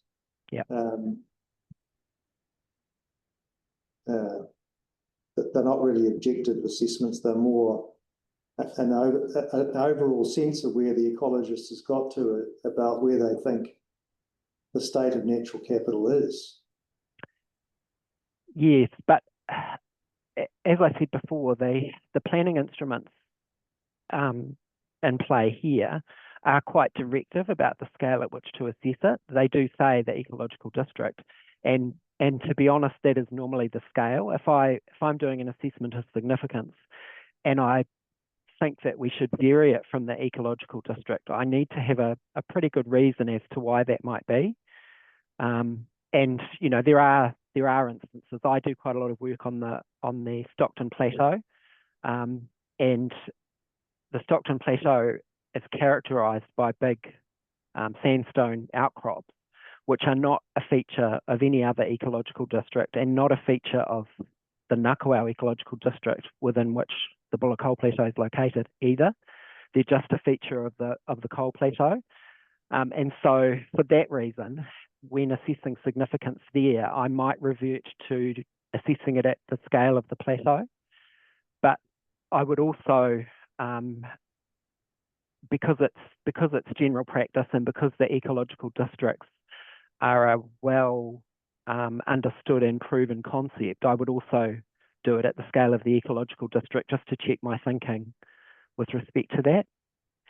So yeah, you're right, it does become a little bit subjective, but at least in theory, the direction of the policy documents should avoid some of that subjectivity. Yeah, so it's sort of saying this is the scale at which you should assess it, because that's a logical midpoint between underestimating significance and overestimating significance. Yes, yeah. And for some things, you know, if we were talking about, to give a bird example, you know, the fairy tern, where there's only 45 of them left in the country, we could talk about national significance, but that's not the situation we're talking about here. So there are reasons why you would vary it, but the default approach is at the ecological district level. Can I just take you back to the pasture exclusion test and refer you to the pasture exclusion assessment methodology? I haven't got that in front of me, but yes. Well, pages 16 to 17 suggest to me that you do a transect and you do 2 by 2 metre plots across a transect, and then you do the greater than 50% exclusion, which is slightly more systematic than just looking at the pasture, but it doesn't get you into a position where you're just looking at 2 by 2 metre plots of hydrophytic species, but over a transect of the pasture and saying where your percentage lies after that. Yeah, that's true. And that's the way I would normally go about approaching wetlands and pasture, where I was asked to identify them, is to put a transect in and do a series of 2 by 2 plots along it, an area that I think are pasture, as well as the area that's a putative wetland, and then out the other side as well to capture that range. Alternatively, you can walk the area and say, well, just by eyesight, I can tell that this is the only small and what is a visible radius. Therefore, I know what the transect is going to give me. that's a reasonable approach for an ecologist to take, isn't It is, until you know you're coming into a hearing where they're going to say, "Where's your plot data?" it? Yeah. And which is why I always do a belts and braces with it and encourage our team to do the same thing, because it just creates doubt if you haven't done it. Yeah. Okay.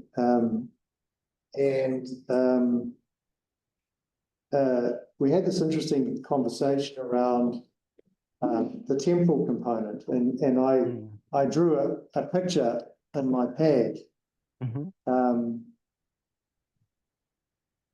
which I'm not sure if you can see, but it's essentially an axis going down, which is a declining habitat under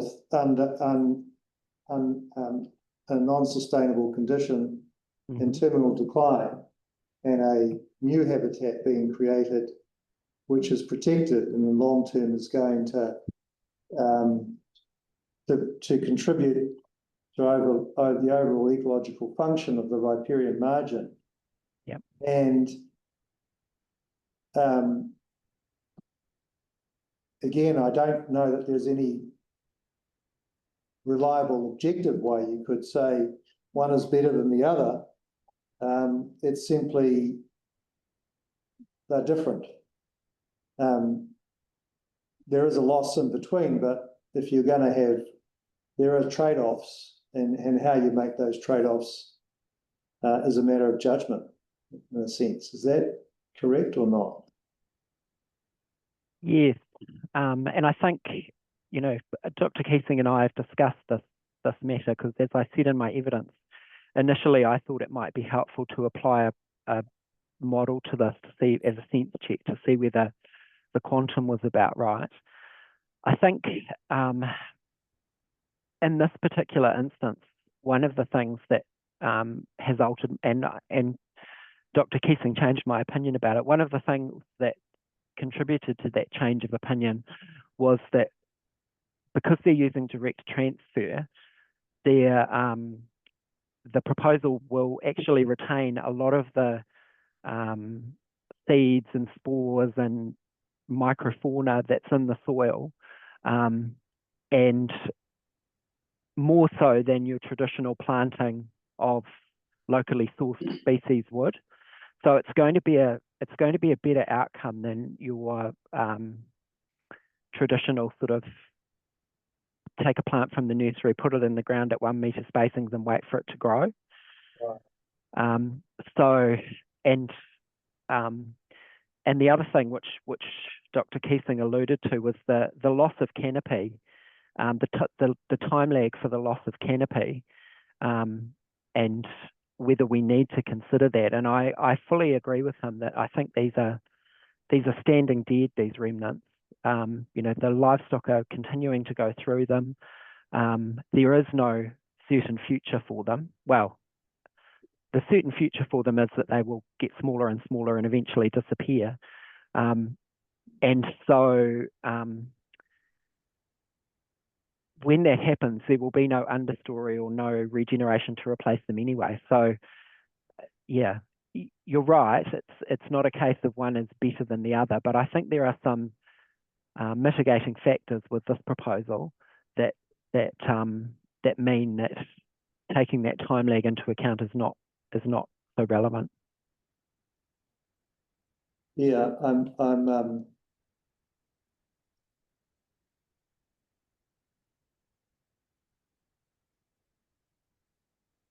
I recently watched the Oceans movie with Dr.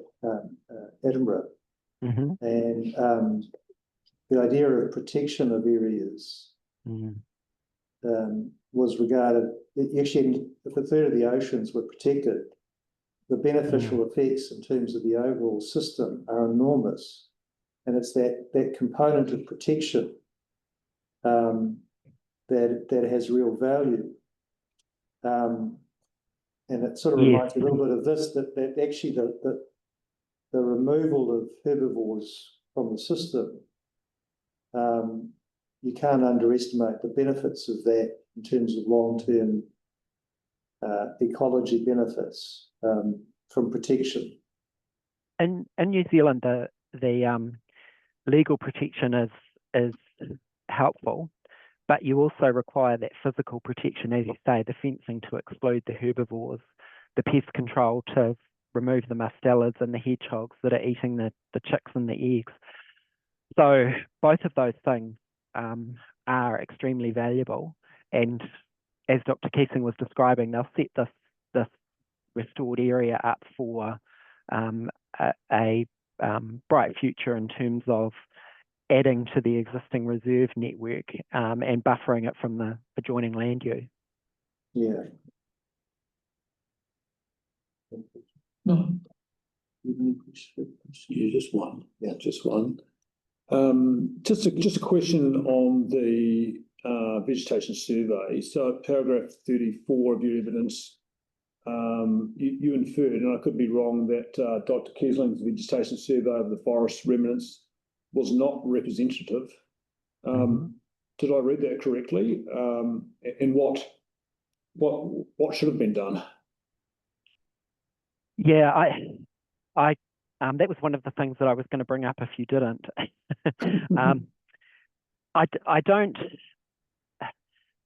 In his evidence, Mr. Payne says that he looked at the area in the centre of the fragment where the access was difficult and there was a higher diversity of species because livestock couldn't get in there. And he talks about that as a representative example. Dr. Keesing's plots were much lower in diversity than what Mr. Payne was talking about, and Dr. Keesing set out some reasons for why that might be. So, yeah, it's probably poorly worded. I wasn't suggesting that Dr. Keesing had done it wrong, but what I was trying to articulate was that a representative plot captures those higher areas that Mr. Payne was talking about, as well as the lower areas which are visible from the outside and when you first walk in, and give you, as Dr. Keesing was describing, an average over all the areas, which is what you use in your assessment, rather than relying on the best areas as Mr. Payne has done, or the worst areas, which the way I've worded it, I suggested Dr. Keesing has done, but I don't think he has. So how do you go about choosing those sites? I think Dr. Keesling mentioned that the 20 by 20 plots were almost the width of some of these remnants. So he thinks that they are suitable because they cover the whole width. Yeah, and he's done enough plots to cover most of the fragments entirely. So yes.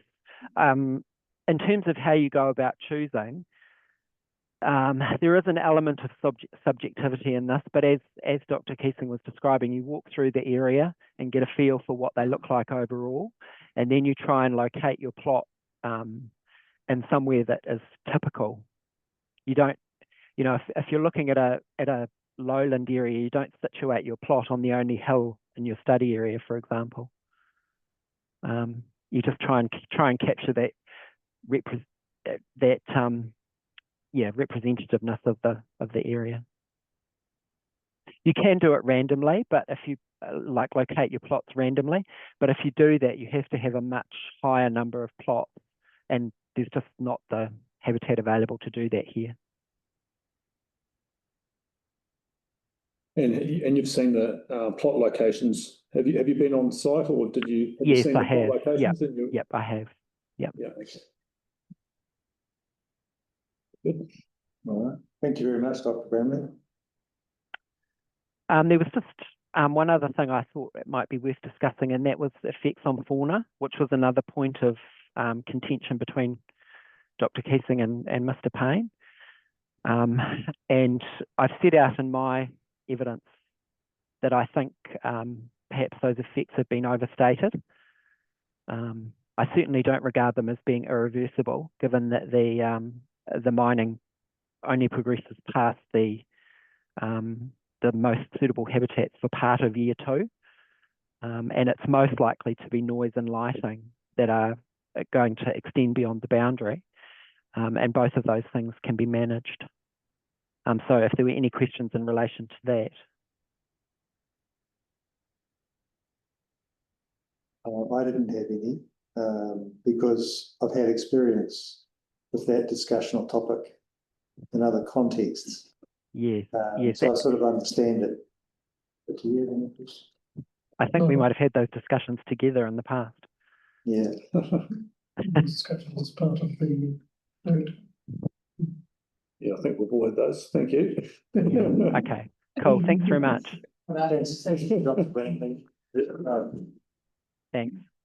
All right, so if we return at 5 to 3. Yes, it sounds fine. We're probably just running a wee bit behind, but we might be able to catch up on the experts. I'm just mindful that we've got until 4 o'clock to finish the case. Do you have any questions for example, Miss Gillespie from archaeology? No. There's Oh, you had some, because yeah, not much, and not much for the economist either. the economist, yeah. Not much. So, Mr. Bellinger. I don't have a question. No. No questions for the economist. So should I say that he doesn't need to appear to say some time? I just had a couple of questions from him. For the economist? Yeah, Yes. and it won't take more than a few minutes. Okay, so I'll Miss Gillespie and Mr. Bellinger to be online, ready to appear. Okay. So we won't get them to read summaries. Yeah, I'll suggest that they can just be available for some questions. There's a couple of questions there. And perhaps if we resume at 10 to, Yes, then Yeah. we'll be safe time. I'm anticipating this that I may need to do some homework anyway on some conditions, so. I think. Um, Thank you. Cool.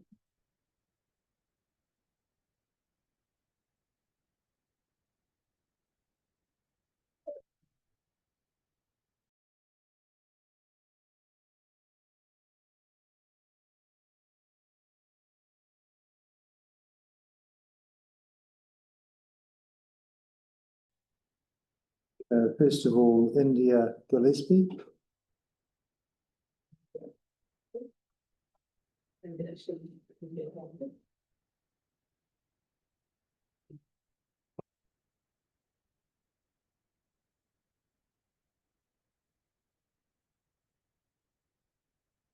you hear me, Ms. Hello. Gillespie? Yes, can you hear me? Yes, I can. Thank you. So we just, one of our commissioners has a few questions for you. Yes. Just on you did a pedestrian survey, which I think you've indicated your route on figure 2 there. Mm-hmm. I just noticed there was quite a big gap in the area you walked. It was about a 450 metre gap, and I just wondered, is that having a gap that distance, is that sufficient to identify the archaeological remains on the site? Yes, I think so, given the archaeological remains that we did identify.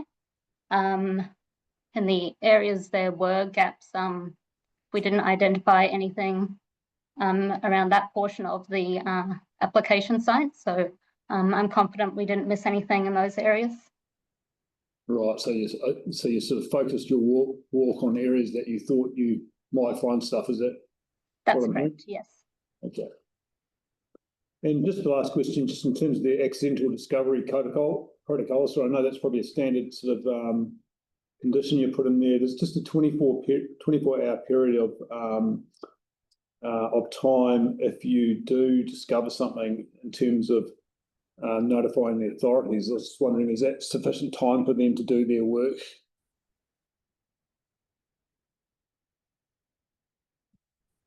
So 12 enough time for condition 12.1a requires excavation to cease within 50 metres if you find some archaeological stuff for a period of 24 hours. And so I was just wondering, is that sufficient time for authorities like the police or Heritage New Zealand to get in there and do their works so that excavations can recommence?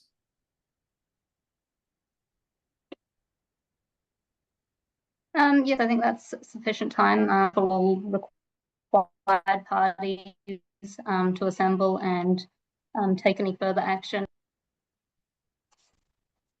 And that's sort of the industry standard, is it? Yes, so we have been involved in other projects where that is the standard accidental discovery protocol appended to those projects. Okay, thank you. Thank you very much. Thank you Thank for your attendance. Appreciate your Thank you all. evidence. Thank you.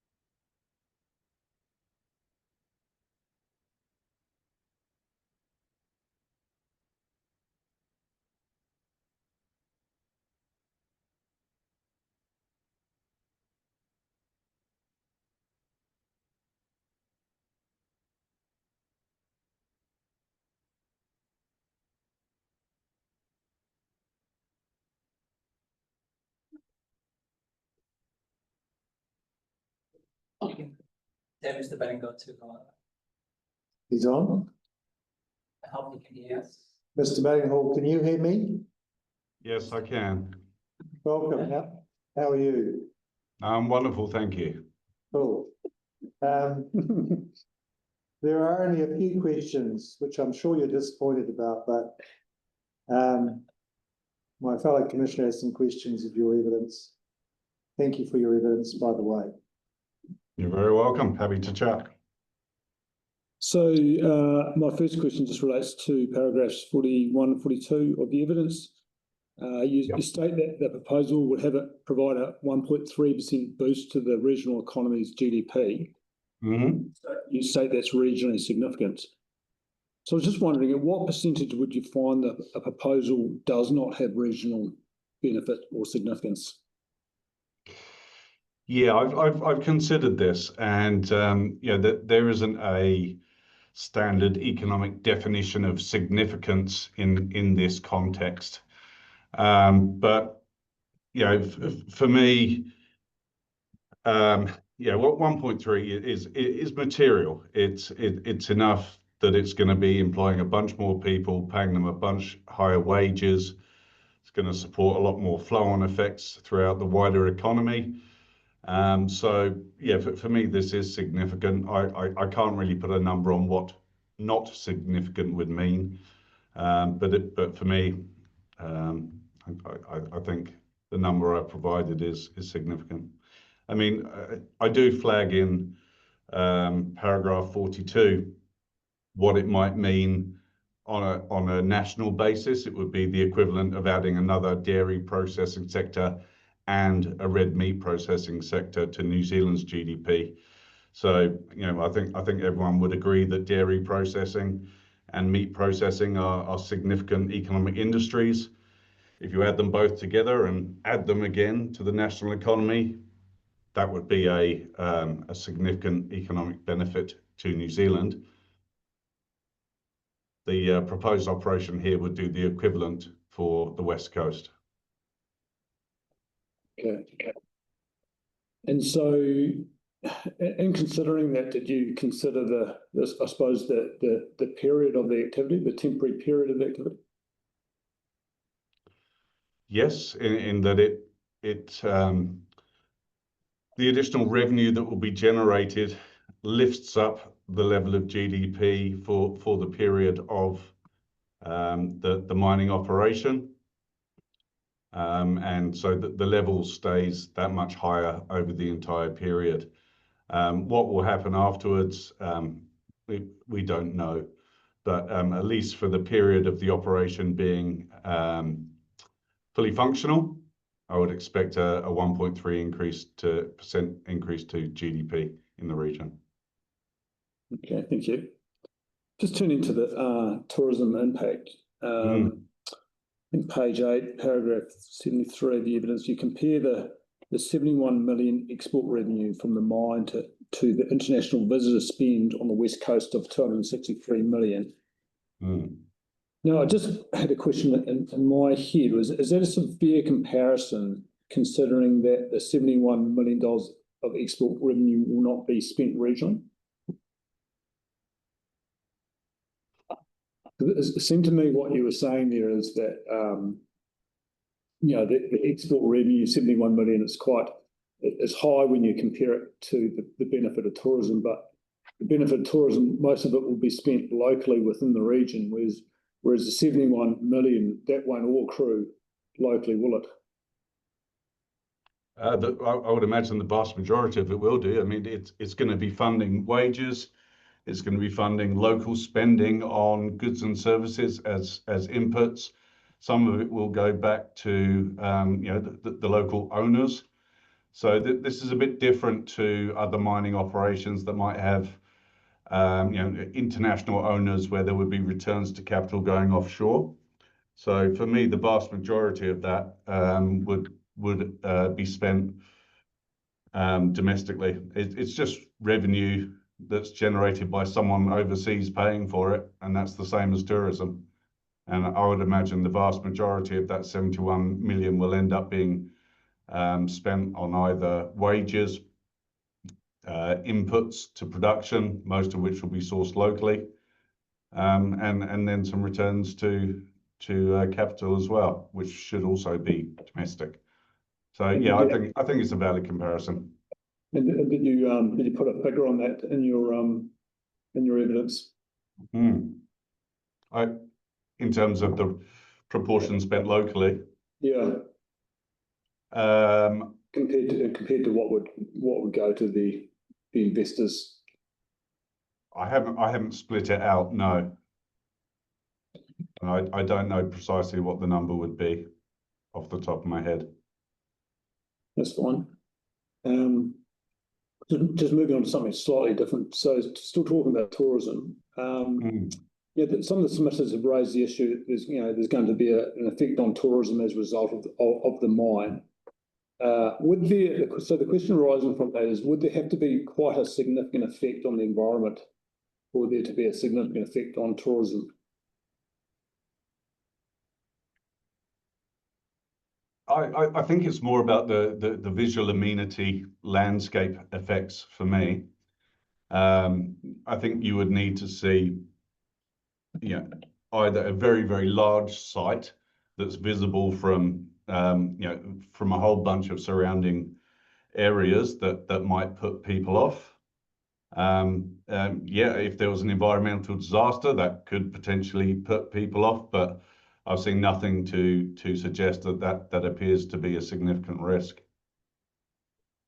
But I suppose what I'm saying is it would have to be quite a big effect, would it? Just to put tourists off to stop coming to the West Coast. Would it be a small effect or would it be a big effect? I think it would have to be a major effect to cause such a significant drop-off in tourism numbers that it would outweigh the economic benefits from the operation itself. We've seen a lot of mines open and close over the years on the West Coast and elsewhere, and I haven't seen in the tourism numbers any noticeable difference. So I have sympathy with what some of the submitters are saying, but for me it's a question of materiality. And I don't think any potential change in tourism, based on the details of the operation itself I've seen, are going to be material enough to come anywhere near overturning the economic benefits that it generates. Okay, thank you. And just the last question on indirect employment benefits. So you've estimated that the mine will create between 62 and 66 additional jobs across the region. Given that number exceeds the on-site employment, is that usual? Is that normally the case where you'd create a whole lot more indirect employment than you would actual direct employment? I don't think that's unusual, particularly in mining operations. Mining operations tend to be relatively capital intensive. Therefore, the number of direct jobs compared to revenue tends to be lower than in other industries. It's heavily capital intensive. But what that means is that there's a lot more spending on servicing machinery, on cleaning the site, on buying parts, hiring machinery, all these sorts of things that are necessary for a capital intensive operation. Those happen in the local economy and employ people throughout the local economy rather than having them on site. So, if you're thinking about a multiplier, this would suggest a multiplier of around 2, and that's not at all unusual. And you've used an accepted economic practice in terms of working that out? Yeah, it's a very transparent process whereby I've just said, this is how much the operation plans to spend in the local economy, and then try to identify how many jobs that's likely to support that spending. I'm entirely comfortable that what I've done is logical and transparent and far from inflated. Yeah, very good. Thank you very much. That's all the questions I had. Just an off-the-cuff question. This is my first visit to Hokitika, and it's very obvious that the dairy factory is a significant industry in the centre. Are you aware of that activity? No. So you wouldn't be able to scale or compare the economic value of this proposal relative to, say, that activity there? Not off the top of my head, but I could certainly have a look. I've done a lot of work for people in the dairy industry on regional and local economic benefits. So I've got all that data sitting somewhere. I'd be happy to have a look if that would be helpful to you. Yeah, if you wouldn't mind just doing a comparison for me between the economic activity generated by this proposal relative to what seems to be the most significant industry in Hokitika. Yeah, very happy to do that. I'll do that after I sign off. Thank you. Thank you very much for your time. You're welcome. Have a nice day. Cheers.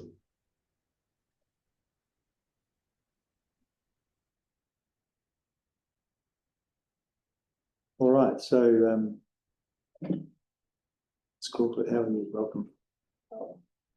So with your permission, I will start at paragraph 5. The only thing I wanted to point out before then, because there's been a little bit of commentary on it, is that the landscape annexure that I refer to is May 2025, revision 2, and that was the one appended to my evidence. So not the December 2024 revision 2. So the file names that I've got are Attachment L, Revision 2-1, Attachment L2, Appendix 2, Landscape Graphic Supplement, and L3, Appendix 3, Revision 1-1. So it's probably by file name that I'll find it quicker.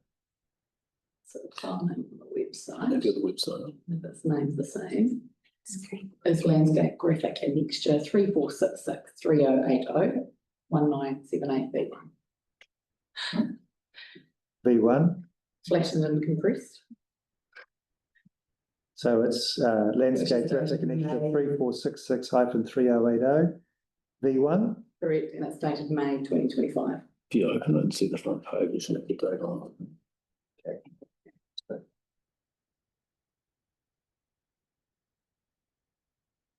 It's always hard to find the right document around here, isn't it? I think that one's been renamed in the That's the one. planning program. It was too big. Yeah, no, that's absolutely fine. Wonderful.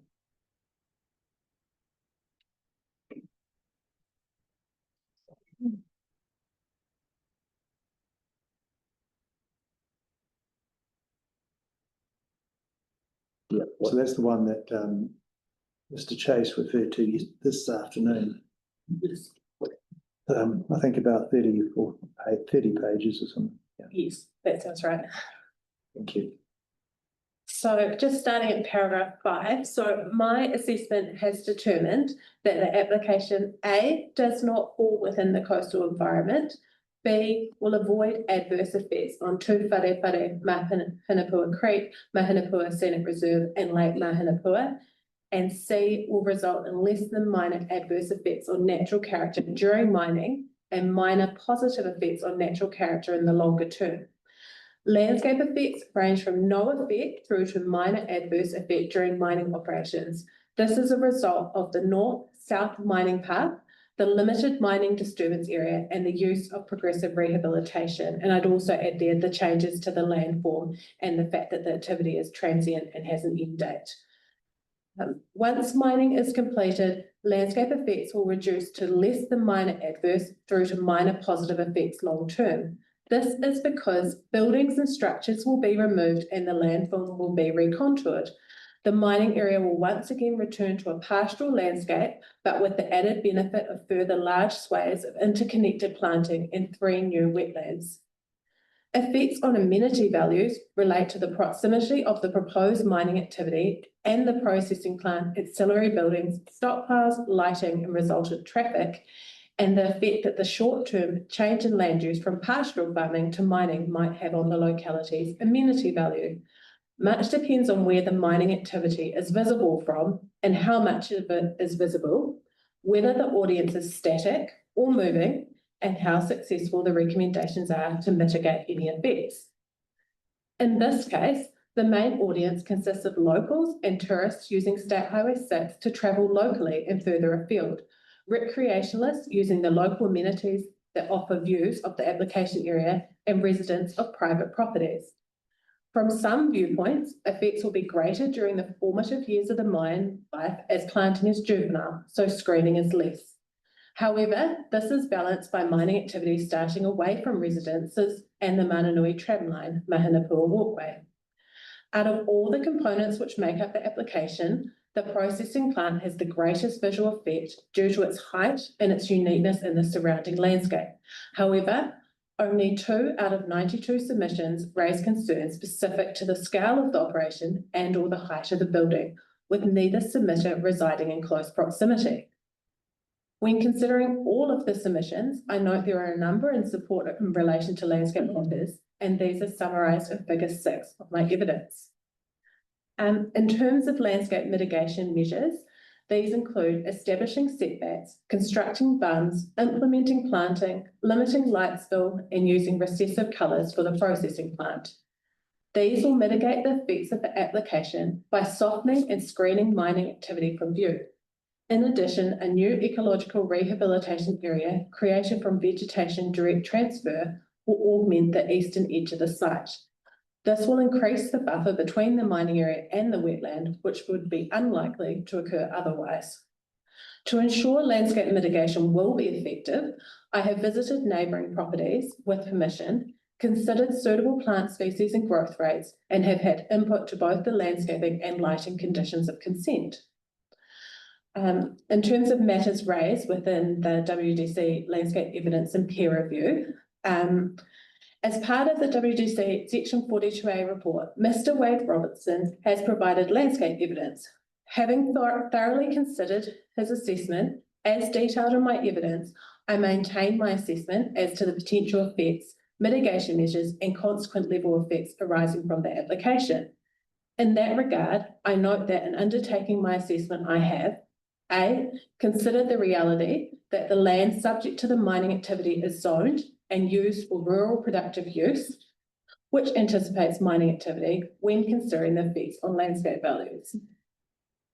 B, relied on the applicant's ecological evidence, which has been peer reviewed by Dr. Bramley, which is of a different opinion to that relied upon by Mr. Robertson. C, acknowledged that the site is a working farm and highly modified. D, recognise the higher value of the adjacent landscape features of Tū Whare Whare, Mahinapua Creek, Mahinapua Scenic Reserve and Lake Mahinapua. Of note, Mr. Robertson made several recommendations for additional mitigation measures. Each of these measures have been considered within my evidence in figure 7. Generally, these recommendations have not been adopted due to being operationally impractical or deemed unnecessary given the mitigation measures already proposed. And in conclusion, overall, when comparing the landscape effects of the mining activity compared to the existing environment, e.g. the farming operation, it is determined that the proposed changes can be accommodated whilst avoiding effects on landscape features such as Te Whare Whare, Mahanapua Creek, Mahanapua Scenic Reserve and Lake Mahanapua. Thank you. Yes, a couple of questions. They to do with the maps in the landscape attachment.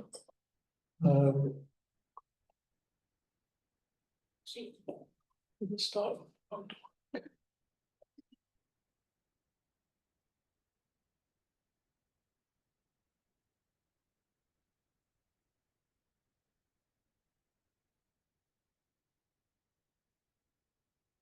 You start with what looks like tab 9, which is your final landform rehabilitation plan.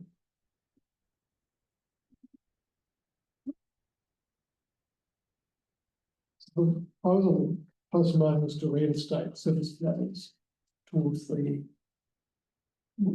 constructed wetlands. That's right. So on the far left-hand side of that image, we've got a new drain. So I can't see any sort of details around how you're supposed to treat that drain. Is that supposed to be, is it going to have a perennial planting? Is it going to be fenced? How are you going to manage that feature? I think it will just be an indentation of pastoral grass. Right. Yeah. So a swale rather than. Yeah. So it's not planted. Okay. And the remainder of the overland flow, there's no channel being created, it's just swales or direction. How are you proposing to direct flow to the wetlands?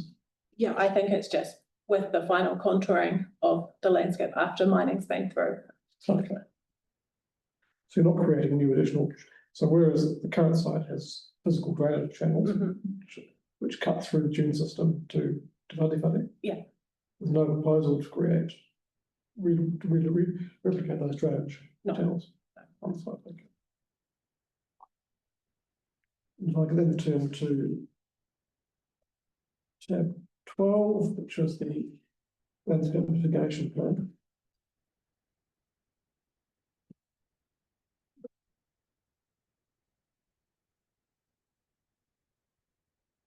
So all of this area to the east of that new permanent fence line is proposed to be either prominent or vested.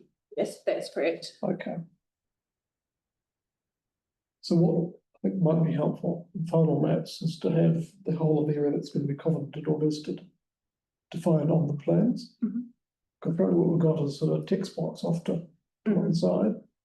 What you're saying is make sure that text box relates to the whole area east of that fence line. Yeah, so in this plan, you've got a mixture there of the vegetation direct transfer. Yeah. Which will be augmented with planting if and when necessary. And then the other green hatch is a pastoral grass area. And I think there was some questions about that yesterday. That area there, two purposes. So either a new pathway would weave through that area in future if that would if we're to join up the tram line to the lake, which is one idea that's been touted. Otherwise, if that was not to happen, that area would eventually revegetate anyway, being fenced off from the rest of the site. So yeah, that would happen.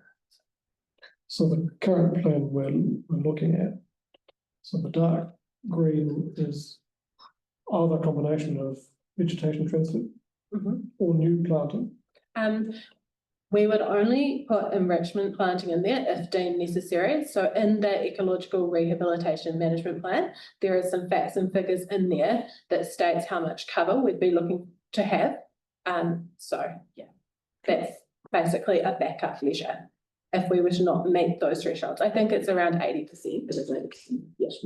Yeah. So the gaps you're talking about filling. Are they on this boundary? So that would be within the vegetation direct transfer, the gaps, plugging the gaps along the river.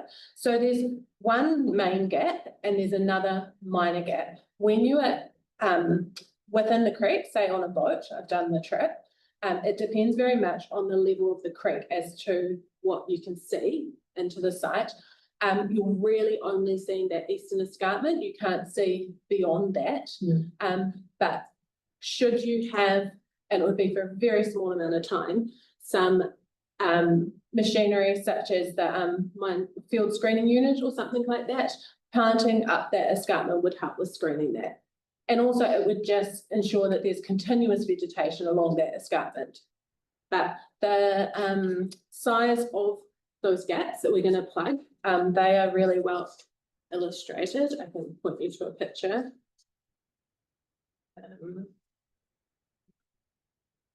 In viewpoint 14, that's the biggest gap there. So they're pretty small. Okay. Yeah. So those will be just new planting? Yeah. Into those gaps? Yeah. And that'll be to the east of the dark green hatchet? Or within it?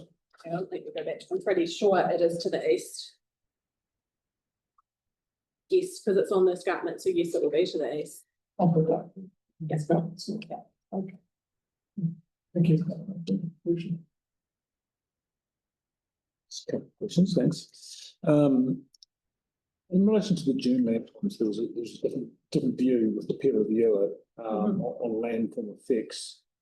So the question is, how significant are the site's dune landforms really? So I've deemed that the site isn't in the coastal environment, so the dunes are historical. And I have sought advice on that from our geologists and understanding just how old those dune forms are. And so because it's not in the coastal environment, I don't believe we need to reconstruct those dunes as part of rehabilitation.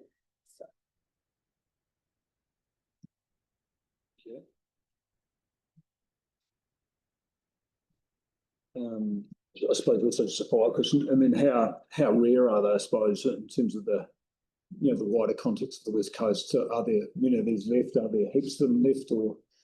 It's probably no idea. more a question for our geologists, but from what I'm seeing, I wouldn't say they're rare. So. Okay. And just the view from the Mananui, right? Did you find out how many people sort of use that track? Is it popular, or is it one of those not popular at all? Whilst I've been working on this project for the last 2.5, 3 years, somewhere around that, the use of the track has changed. So I visited the site 4 times, the most recently this week. And when I originally went to site, there wasn't a formed lookout up the top. And that has happened during the process of lodging this application. I also note that the particular high water track, so that comes off the Mananui walkway track, you'll be able to walk that, that has been widened. The widening of that track hasn't permitted any further views into the site, even though they've removed vegetation, other than the lookout point. What it has done, and one of the reasons why they've widened the track, is there's a video on YouTube that basically shows it's a really good track for electric wheelchairs or electric bikes. And so I would assume that by that kind of promotion, that the use of that track has increased. Just for the mere fact that, they have widened it. You don't know. No, I don't know, but I know there's a submitter from Cycleways, so perhaps that's a question for him, so, yeah. Thank you. I was just curious about the visibility of the plant from the road. I think you just have stated in the evidence that it is visible, but on your cross section, which is on page 22 of the graphic supplement attached to your evidence, there's a couple of sight lines from your car. One goes directly through the 3 metre bund, so that's not going to be visible. No. The other sort of shoots up about 2 metres higher than the vegetation. And so it gives the impression that you can't see the plant from the road, but from the evidence I've gathered that it is visible from the road. Yeah. So I just want I would like some clarity as to what is the visibility from the road. Okay, so on Monday when I was out at the site, I looked at that and I also looked at the openness from the road. So it takes approximately 47 seconds to drive past the site at 100 kilometres an hour. For 24 to 25 of those seconds, currently you can't see into the site because there is a vegetated gorse bund within the state highway road corridor. So it can't be relied upon that that will be there forever, but there is one currently there that stops views into the site. I think when you're driving along the state highway, predominantly if you're the driver, your eyes are forward. Maybe if you're the passenger, your eyes are to the side. I think the things to point out is the plant is set back 150 metres from the state highway. The bunds are 3 metres high. Then there's planting proposed for on top of the bunds. That planting will take time to grow. The processing plant is 17 metres high. So I would say that there's probably less effect on the transient viewer in a car. There's more of an effect on the residents that live across the road. And so So are you saying it won't be visible? it will be visible when you're approaching from north and south. Right. You will see it. Yeah, so the further you are along the road, Yeah. you'll be able to see over those bunds Yeah. into the site. Yeah, there is no hiding something that's 17 metres tall. I think what I've tried to do with the bunds and the planting is try to soften the base of that plant.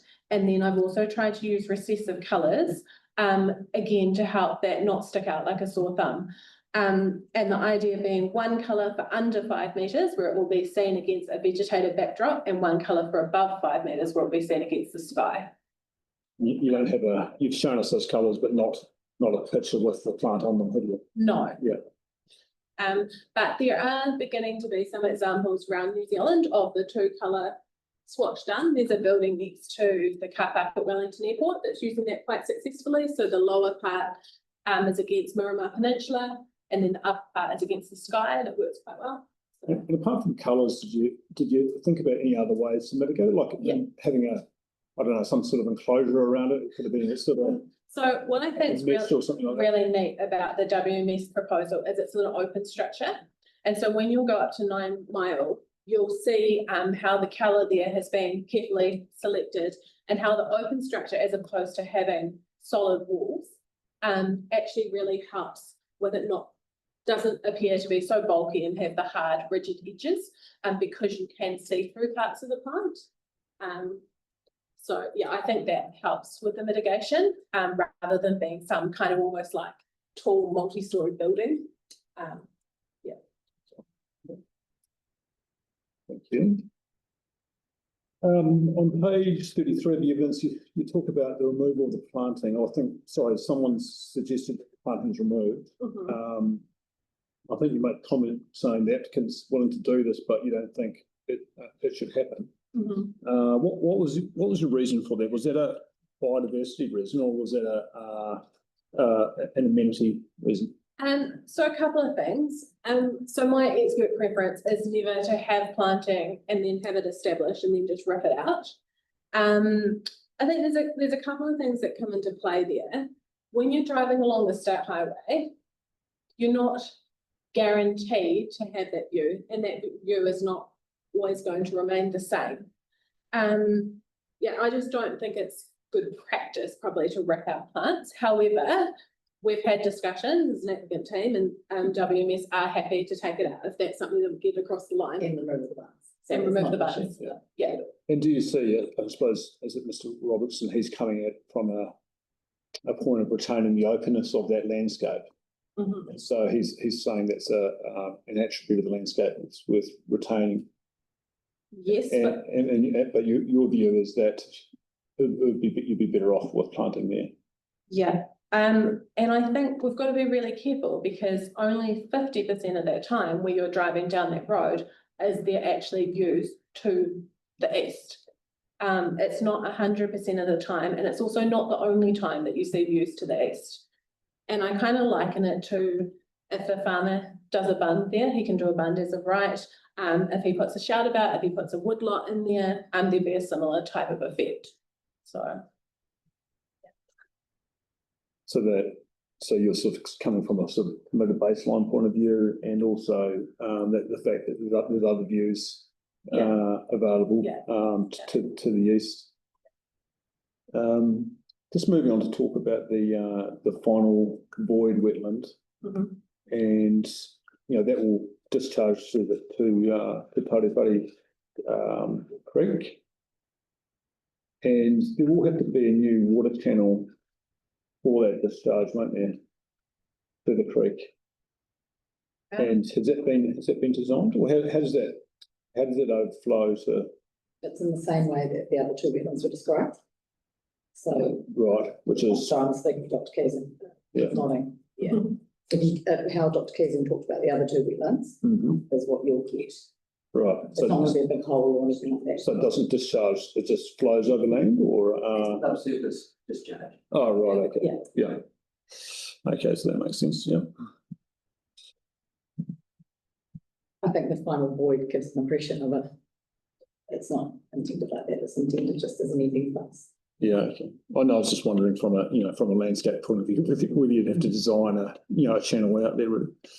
And in terms of the removal of the forest remnants, in your view, you sort of state that it's not continuous or considered virgin bush, it's low value stock.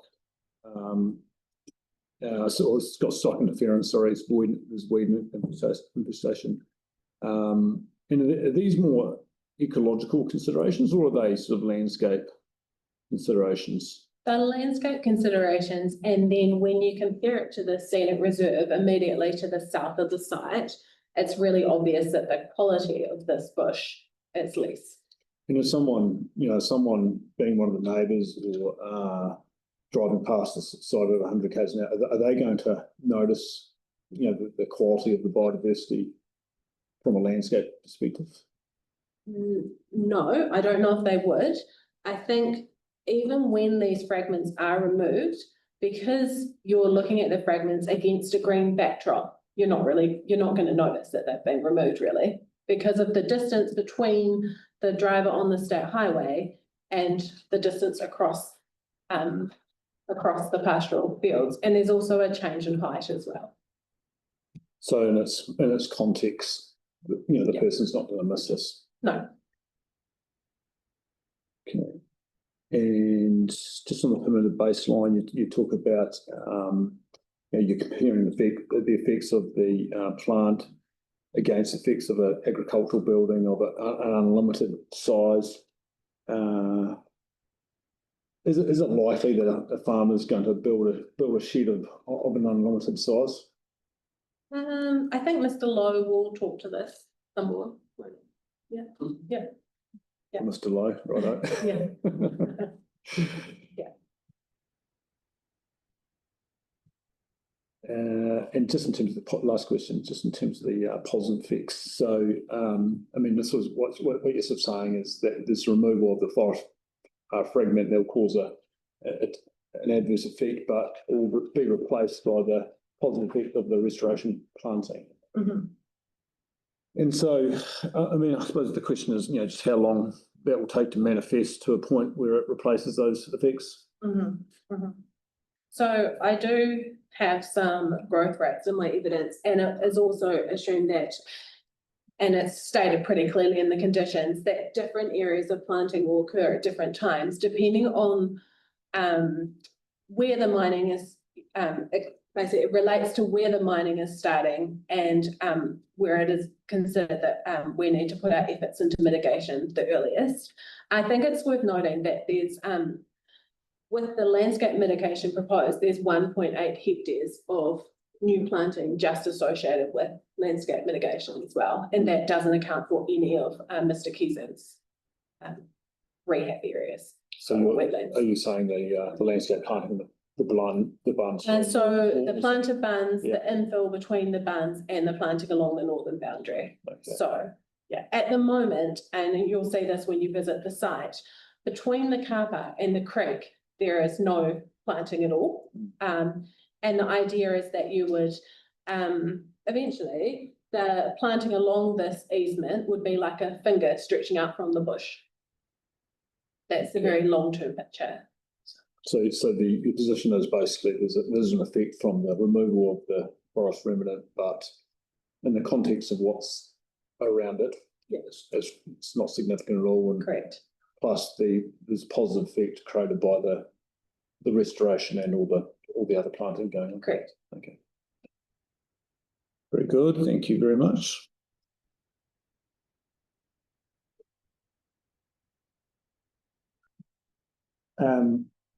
Just on this question of impact on amenity, to what extent does that assessment from a landscape point of view intersect with advice that you receive from planners about the values that are anticipated by the plan, in the sense that you don't come to that task without a planning context? Is that true? Yeah, that's correct. So I have looked at the planning provisions in relation to amenity, even right down to understand what the controls are that need to be given effect to. Yeah. So. And would you agree with me that the language of the plan is typically towards avoid, remedy or mitigate without strongly directive policies, except if there is some experience to the district as overall? Yeah, I would agree with that. And would you agree with me that in terms of the rural zone, mining is anticipated as an activity of production in that locality? Yes. And do you agree that the major concern, in terms of bulk and location, the bulk of this is somewhat mitigated by its openness and so forth, its lack of, you know what I mean, dominance or Yeah. So, and I think, we carried out some measures whilst we refined the design. So the plant was moved further south to be further away from neighbours. The plant was moved further back from the state highway. Yeah. So there's been some steps that have been carried out within the design process in order to reduce those effects as well. And definitely in terms of the placement of the bunds, they respond to the sightlines from the residents. And that is a direct response of my site visits to their houses and understanding where their living areas are and that kind of thing. So. right. Are they sort of orientated to the west or to the east? North and northwest. Right. And so that's the sort of design response that the plan is calling for by way of mitigation or. Yeah, so what have I got here? So I've really considered the people that live, work, recreate in the area, and then I've considered what their existing amenity values are, and then how they could be altered by the project. And that's been my approach. Right.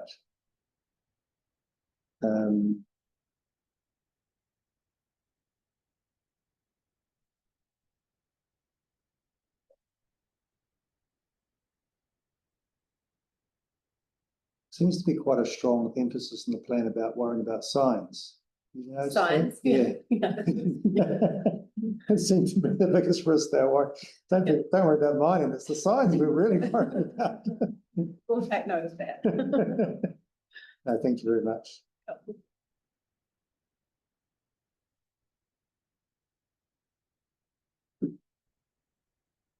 Right. Lucky last, yeah, Mr. Light. Do you have before you a summary statement from Tim that's been circulated? Mr. Light, we mentioned this morning. No, I'll just check. Yeah, I see that.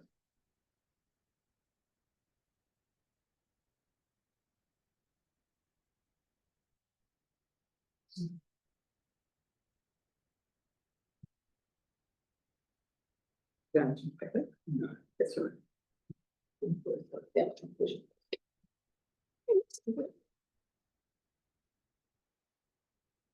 All right, welcome. Thank you. your summary statement now, thank you. Okay, I'll just find it myself. I don't have a printed copy, so I'm going to have to work off my computer if that's all right. Fine, so I've got the V2, Yeah, that's the one. 2025. So is it the right one, is it? It's the one you should have received very recently. Commissioner, that's the new version they will refer to about the one that I sent you through the email just now. That's the new version. So are we looking at V2? Yes, you've got V2 now.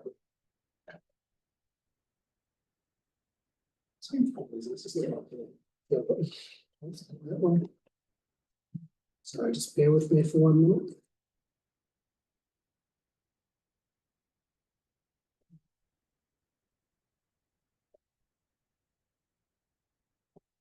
Right. Yeah, take as read 1 to 4. Yep, I'll take as read 1 to 4, and commence at 5. So I guess the first thing we'll get into is around the resource consents required and the activity status. So I assessed the resource consents required from the West Coast Regional Council to be discretionary activities.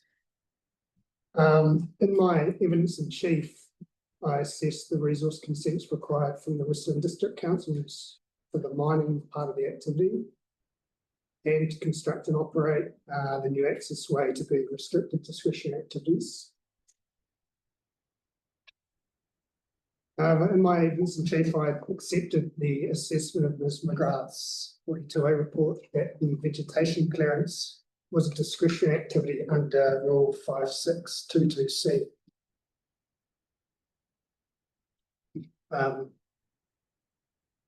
And since that time, and after a bit of further review of what I have to say are some rules that have some difficult drafting in them, from my perspective anyway, I've changed my view, and I now consider the vegetation clearance itself as also a restricted discretionary activity under that mining rule, 5.6.2.2D. And that's because for the reasons set out in paragraphs 28 to 30 of my evidence in chief, I consider that the vegetation clearance itself is covered by and requires resource consent under Rule 5.6.2.2D. And there's a typo in that next paragraph B. It says there is text. It should say there is no text in Rule 5.6.2.2D, which excludes the clearance of indigenous vegetation specified in 5.622C from being covered by that rule. And I'm not sure I'm following this, so yeah, I think it's maybe easiest if we go to the plan. yeah, just go to the plan and take me through it. What you're saying, it's not landing with me. No, I think it's Is part of your thinking is that the that mining would inherently involve the clearance of vegetation on top? yes. So I see Are you that. saying that the vegetation clearance is part of the mining activity Yes, and not a separate vegetation clearance? yes, and that was, I guess, the thesis behind the relatively fulsome assessment I said on my evidence in chief as to why I thought the activity as a whole was a restricted discretionary activity under that mining, under the mining rule. I guess to put it another way, if that discretionary activity rule that's in there in D, the vegetation clearance wasn't there, and we just had this restricted discretionary activity rule for mining, I don't think you could read that restricted discretionary activity rule for mining as not triggering a consent requirement for the vegetation clearance. Like, it's. But can you just take us to the So what law? you're really saying is that for the same reasons that you said mining included the buildings because it has matters of control relating to those. Yes, It also has matters of control relating to impacts on significant vegetation, yes, so that the scope of the restricted discretion is sufficiently wide to capture the primary environmental concerns of which vegetation clearance is one. yes, And it doesn't make sense to both have a restricted discretion in relation to a matter captured by another rule, which would drop it into a higher or less favourable category, when that would defeat the aim of the rule. yes, that's, and I guess in the case of the vegetation clearance, there's also, when I read this plan, a difference in the way it treats mining and the restricted discretionary activity rule to the way it treats the various permitted and controlled activities. So if you go to 5.6.2.2, for example,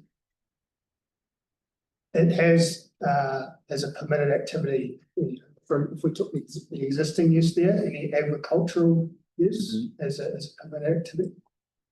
And then if you scroll down a little bit, it says all permitted activities are subject to, and it has some carve-outs.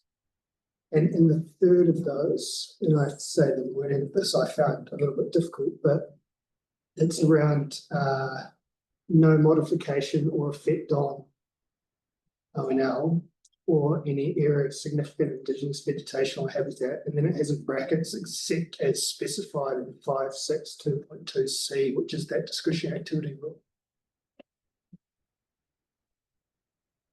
So I read that as giving, as meaning that those permitted activity rules and that discretionary activity rule I see. added together and intended to work as one. I've got you. Whereas the mining rule, if you scroll down to that one, Yeah. it doesn't have that same exemption. Cascade. So you're saying a function of that rule is to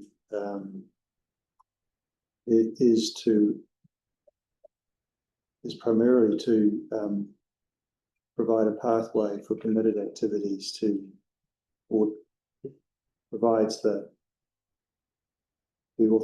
way in which you get authorization unless you met the permitted activities. I think so. I find that permitted activity, to be honest with you, I find that permitted activity rule kind of difficult to follow.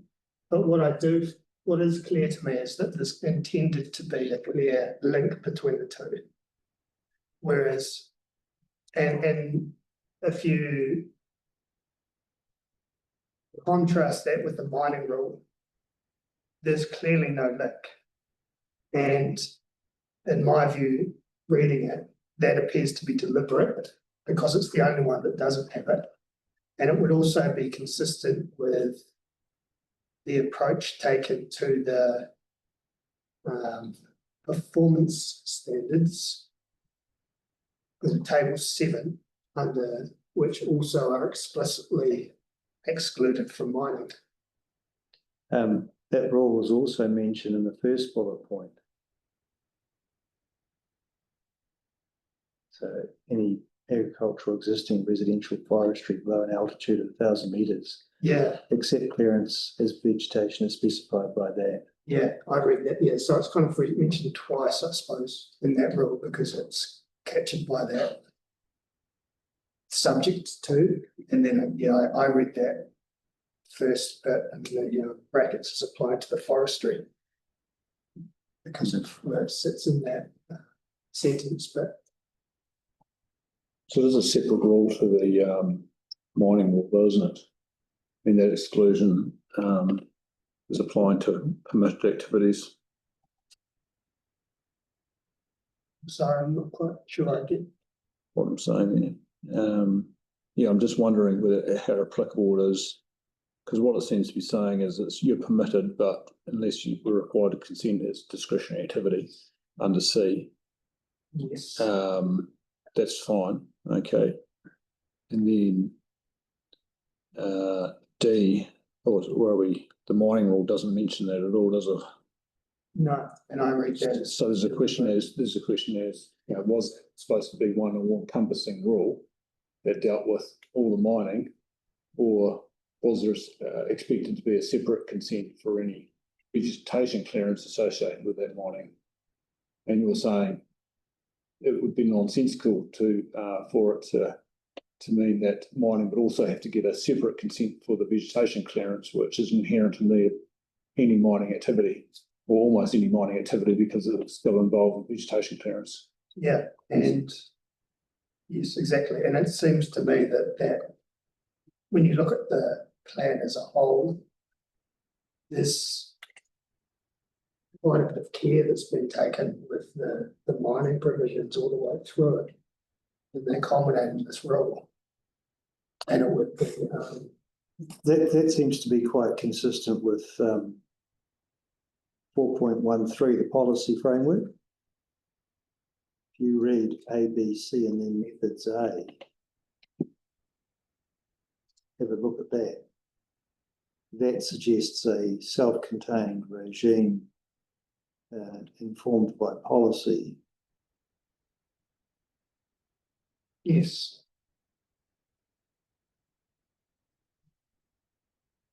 4.13.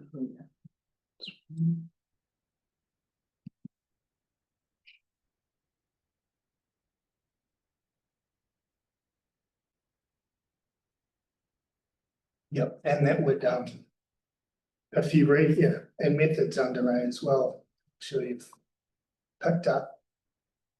It's quite carefully worded as well.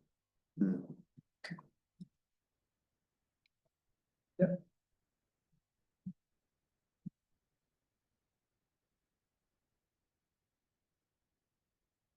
Yeah, because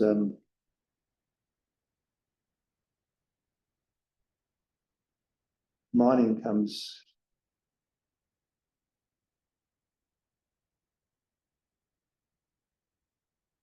is the only. It wouldn't normally make sense to have an RD following a discretionary activity either, would it? It's unusual. It's an unusually ordered document in that context. Except if you say, well, mining here has been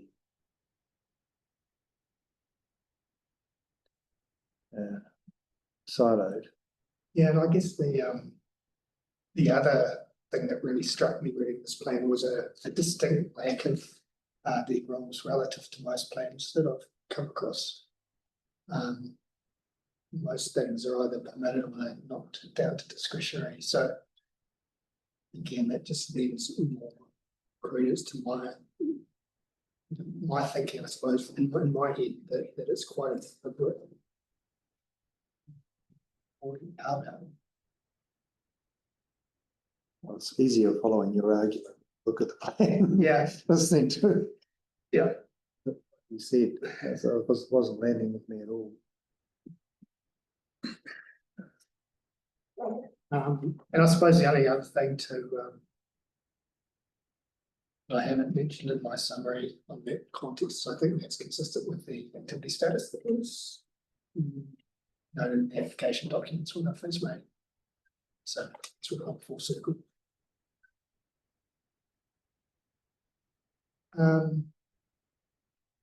Then I pick up at paragraph 7. Based on the evidence of other witnesses for WMS, I also consider no resource consent is required to the National Environmental Standards for freshwater for activities within 100 metres of natural inland wetlands. And, yeah.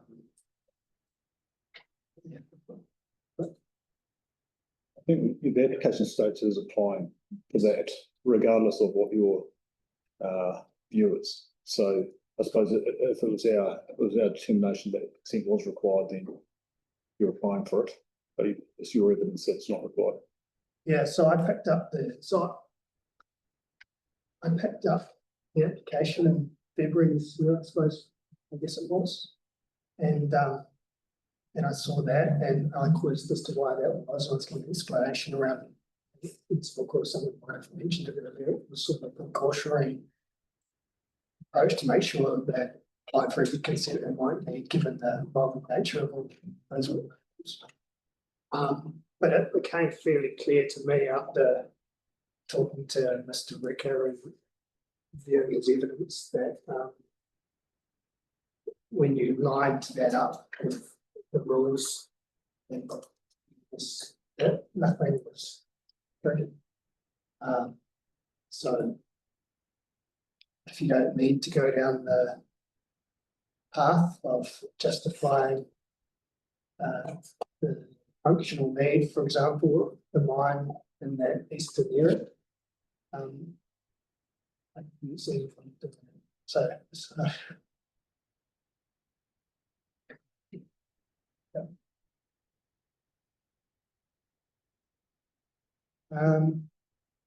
let's move on to the existing environment and permitted baseline. I summarised the key elements of the existing environment and permitted baseline in my evidence in chief, relying on the evidence of other WMS witnesses, and I guess to an extent submissions as well. The area to the east containing Te Whare and further south containing Lake Mananui is attributed significant cultural biodiversity and landscape values, and I describe in my evidence in chief how those values are recognised in the various planning documents that apply here. The application site itself and all adjacent farmlands are part of a working rurally zoned environment, and that includes the closest dwellings to the site, which with one exception are located near its northwest corner. Submissions were received from the landowners of 2 of those properties, with effects on amenity values being a key concern. The district plan provisions permit a range of agricultural and forestry activities in this zone and permit the modification of landscape over time, with the planting of shelter belts of woodlots, vegetation clearance and earthworks. And in my opinion, these activities are relevant and should be applied, I've got it there, when considering the permitted baseline for this application.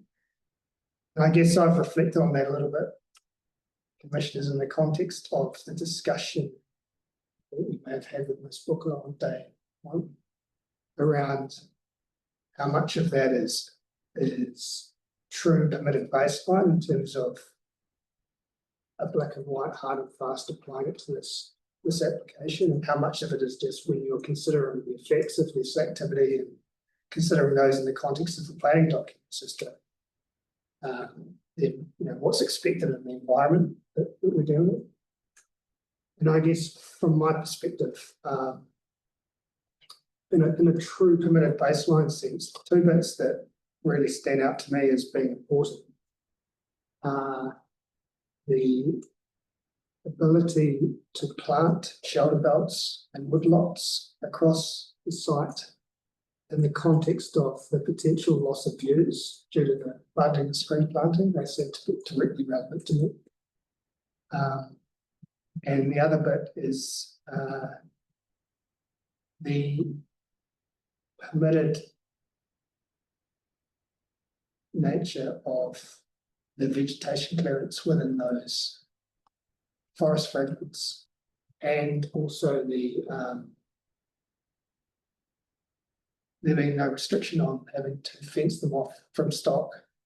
And that seems directly relevant to me in terms of considering the effects of removing those forest fragments, but also, I guess, when traversing some of the things that inevitably pop up in hearings like this around, I guess, what we've been talking about today in terms of the lag period between when things are removed and when things are reinstated, because as I think you've traversed in quite some detail,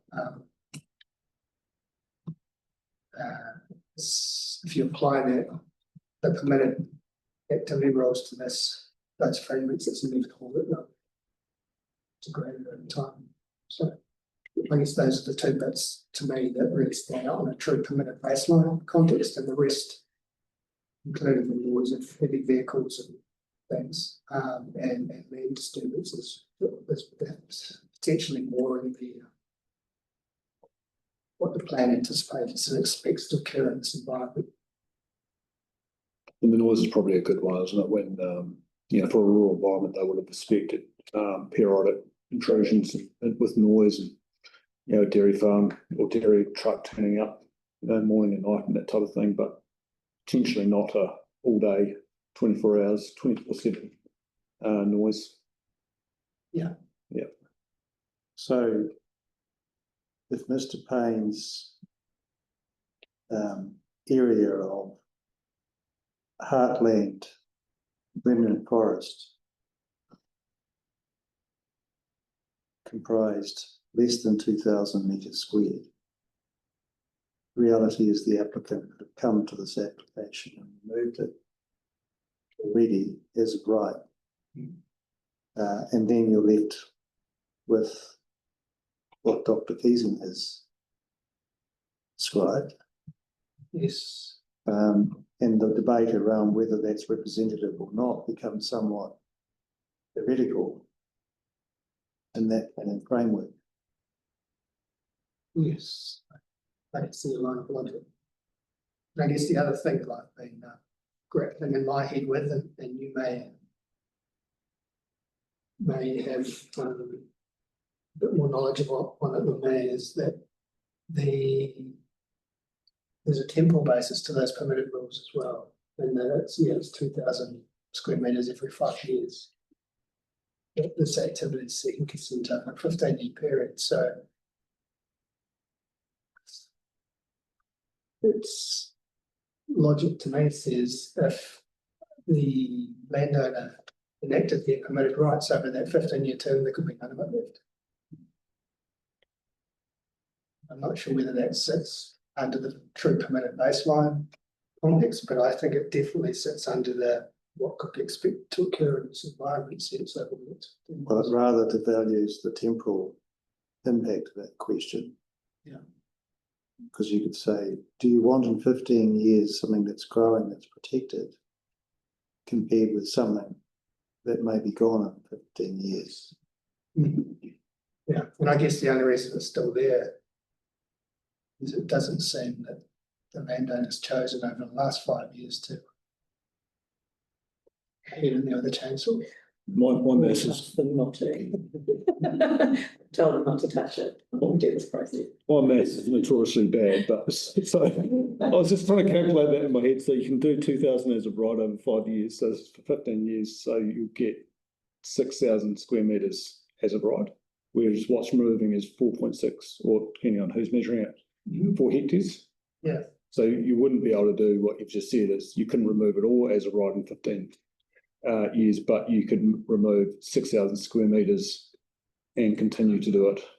Can I just clarify, Joe, the TTPP, which we're involved in, actually is an interesting relationship where it's obviously it's immediately effect and it has 5,000 square metres of permitted activity. Right. So they're going to increase that vegetation clearance. Okay.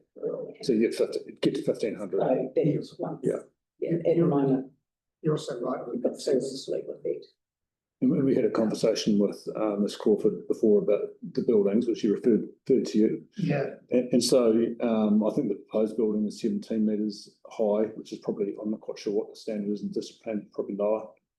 Yeah, I think But it doesn't, sorry to cut you off, it doesn't have any limit on buildings area. But it's probably, would it be unrealistic to assume a rural building of unlimited size? I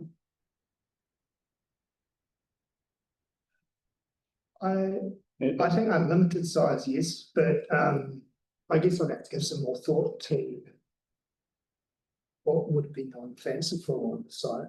Because if we're talking about it remaining as a dairy farm, yeah, there's generally limits to the scale of the flora of farm buildings. So you're thinking it's a normal sort of agricultural, we could assume that there's some built form effects from normal agricultural buildings and the like. Yeah, but I can't recall, and I might have to come back to you as to whether there's rules in this other plans that might preclude more intensive farming type activities that might be out of larger agricultural sheep, for example. But a degree of realism is important. Yeah.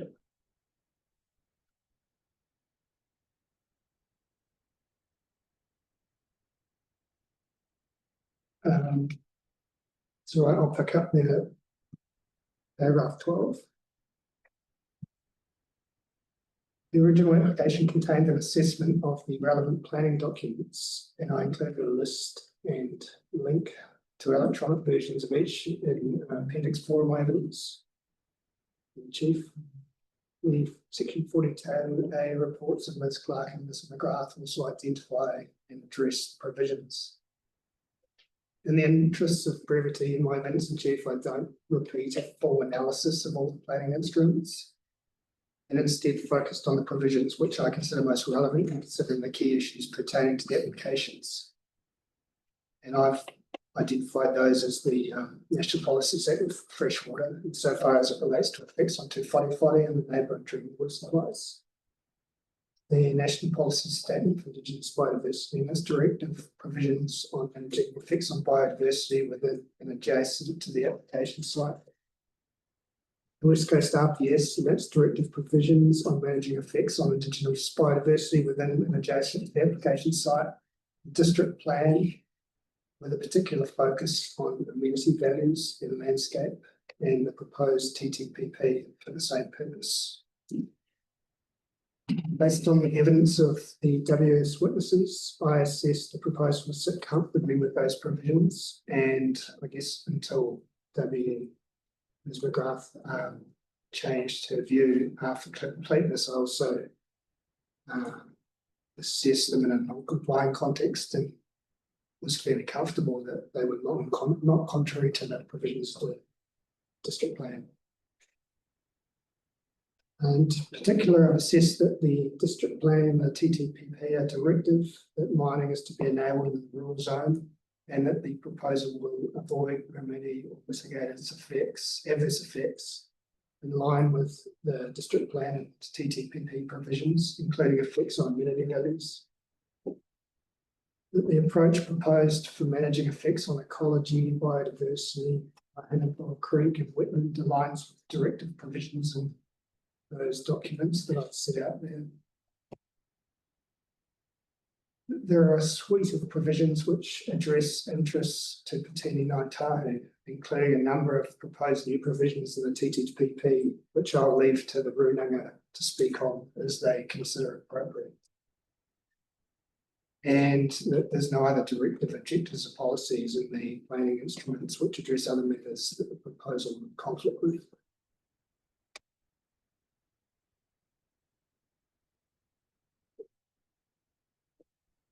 Is there anything, I guess, on any of that before I move on to conditions? Well, only that in terms of the NPS IB, while it is a matter of statutory regard under Section 104, the language of it seems to be directed principally to the implementation of a system of identification and management through a plan-making process. Yeah, I guess the only point that I think is important is that to Whare and for its scheduling and land and water plan is a significant. Okay, but no effects are, but in terms of the remnant wetland, Yes. remnant forest. Yes. Yep. If I'm to have regard to the plan, to the instrument, the national policy, then its scheme is not to have regard to it in this context, but in a structured planning environment where there's a plan change. Yeah, I'd agree. And that's, I think I've said it in the event you did decide it was, had the values of a SMA, the provisions and that there would direct what you do about that on the RPS and on the side. Yeah, which is quite different from, say, for example, NPS HPL, which effectively placed a moratorium on identified resources using the NZLIR as a proxy, you don't see that similar formulation in relation to this. It's quite a different structure. And that's because politically, of course, it was a hot potato, and the last thing they're going to do is say, well, we're going to implement it. Yeah. So central government says the local authority will do this. I'm sorry, it's not. That's the reality of how it's being prepared, I think. Just before you move on to conditions, just a couple of questions. In relation to the reporting officers mentioned Rule 1 of the Natural Character chapter as potentially applying, I think it applies to vegetation clearance and earthworks within the margin of a wetland, and I believe her point was that it's hard to know exactly where that wetland is. So I'm just wondering, I don't see that you addressed that in your evidence. I'm just wondering, do you have a view on that? And I'm quite happy if you want to get back. No, I'm happy to address that. I think the only wetlands that we're dealing with, based on evidence of WS witnesses, are those two that are set out in the schedule that we've got in front of you. There's the one of the dock reserve, and then there's the schedule 1 and 2 wetlands and 2 floodplain. And I think she's saying what the boundary is unclear as to where exactly that boundary is on the site. I think I read it as more as, I think Mr. Payne might have suggested this sort of things within the site.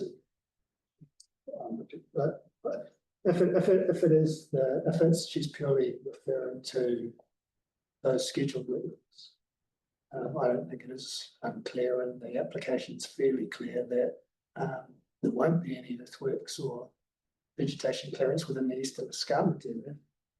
And there's no chance of those activities occurring in the right period of those. So how is it opposed to ensure the mine stays out of that? And you've said there's going to be a setback, but how do we know exactly where that setback will be in relation to that wetland? If we go, I guess we're in a balance. It's an obvious scar. Right, okay. But you need to make something. Okay, that's not clear to me. Yes, Okay. but you'll be able to. So there's an obvious escarpment in your line. Okay. And so there's no ambiguity as to where that rock was. Okay. And the wetland delineation by Dr. Keevan follows the wetland delineation by the regional council. It's quite an easy one to know where the edge is. That's fine. And the excavation is to the west of the escarpment. Yes. Yes, sorry. Yeah, correct.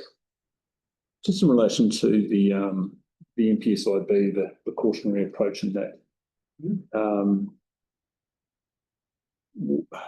I suppose what's what part of this, or do you think there's been a bit of cautionary approach applied in this application? There's a suite of conditions. Would that constitute a precautionary approach? I guess there's two parts to my answer to that question. First, in the context of that policy, having read the evidence of WMS witnesses, I don't think there's a need for the precautionary approach on the basis that I would usually apply that where there's uncertainty about effects that are potentially significantly adverse. And when I read the evidence of those witnesses, I don't read there's possibility of significantly adverse effects. And if those effects were to materialise, then the applicant hasn't applied for them, in short. So I guess that's the first part of my answer. But if I was to then disregard as to whether it's required, and it's just to look at what's proposed, I think as a result of the significant value that's attributed to that area, including from there's been a gradual beefing up of reinforcement of emissions and all sorts of things, such that now, if I look at what's proposed in a condition sense to manage the effects of the activity. It's definitely precautionary, and I guess I look at it as being over and above what the various experts have suggested is required. Okay. Thank you. And just in relation to the NES on freshwater management, and I'm not saying we are identifying the supposed wetlands as wetlands, but if we did, would have to be comfortable that there's a functional need. What do you think the functional need is for the activity? I'd probably, if you were to determine that, I'd rather come back to you properly with a decent assessment of the functional need, because it would, to me, that's a bit more of a forensic exercise than something I can talk further about. And I think there's, from what I've read and heard from particularly the company witnesses, I suppose, and an understanding how this mining activity works, that it seems to me to be a functional need for the activity to occur where those interspersed low areas and wet areas are. But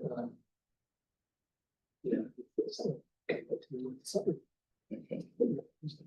And the only other what we can raise is when we get to conditions, actually, I just noticed that the condition 9.1, it talks about the wetlands being of 1.452 hectares, but it just wasn't clear to me whether they were talking about each wetland or all the wetlands. That's cool. Yeah, I think but we can there's get a to few that. things like that. Can I just confer with my commissioners about process? Yeah. We deal with conditions. I think so, yeah. And there may be further iteration, so it just sort of.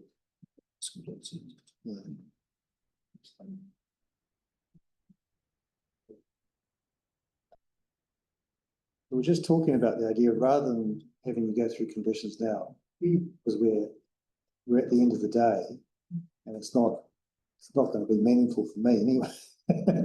Yeah. And I haven't read it, so I'd like to perhaps tomorrow afternoon talk about that. I think that's helpful, because to be honest, there's been a few things pop up today and last night, which I've in my head have some changes that I want to make. Yeah. And I plan on doing that at night. And so that works well. Perhaps I could do that, and then I could even provide you an updated copy. Yeah. Before we step off. Yeah. Thank you. Is it going to be a case of there'll be more updates after we hear from the submitters as well? Is that a possibility? Always a possibility, sure. I mean, if there's anything pressing that you want Mr. Lowe to be thinking about, really, and All right. Well, thank you very much. It's the close of day 2. I hope you have a pleasant evening, and thank you very much for your contributions. I look forward to seeing you tomorrow. Thank you. So just a quick close. Mr. Ballinhill has sent a wee blurb around the dairy processing, which I just thought it.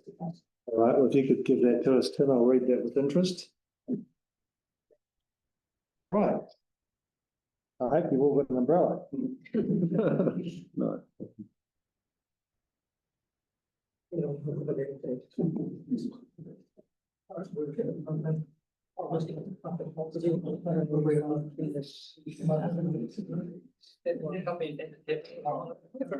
Good. Well, we're getting away easy with this one compared to the Barry Town one. That was a long one, wasn't it?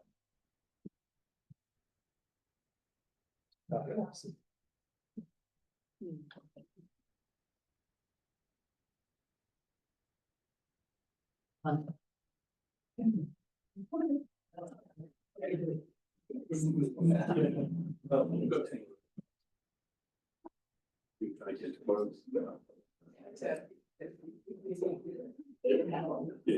would love that this week. So.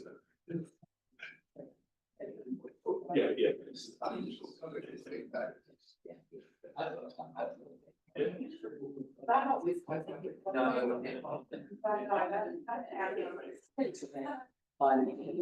Imagine your wife had a quiet day today. Yeah.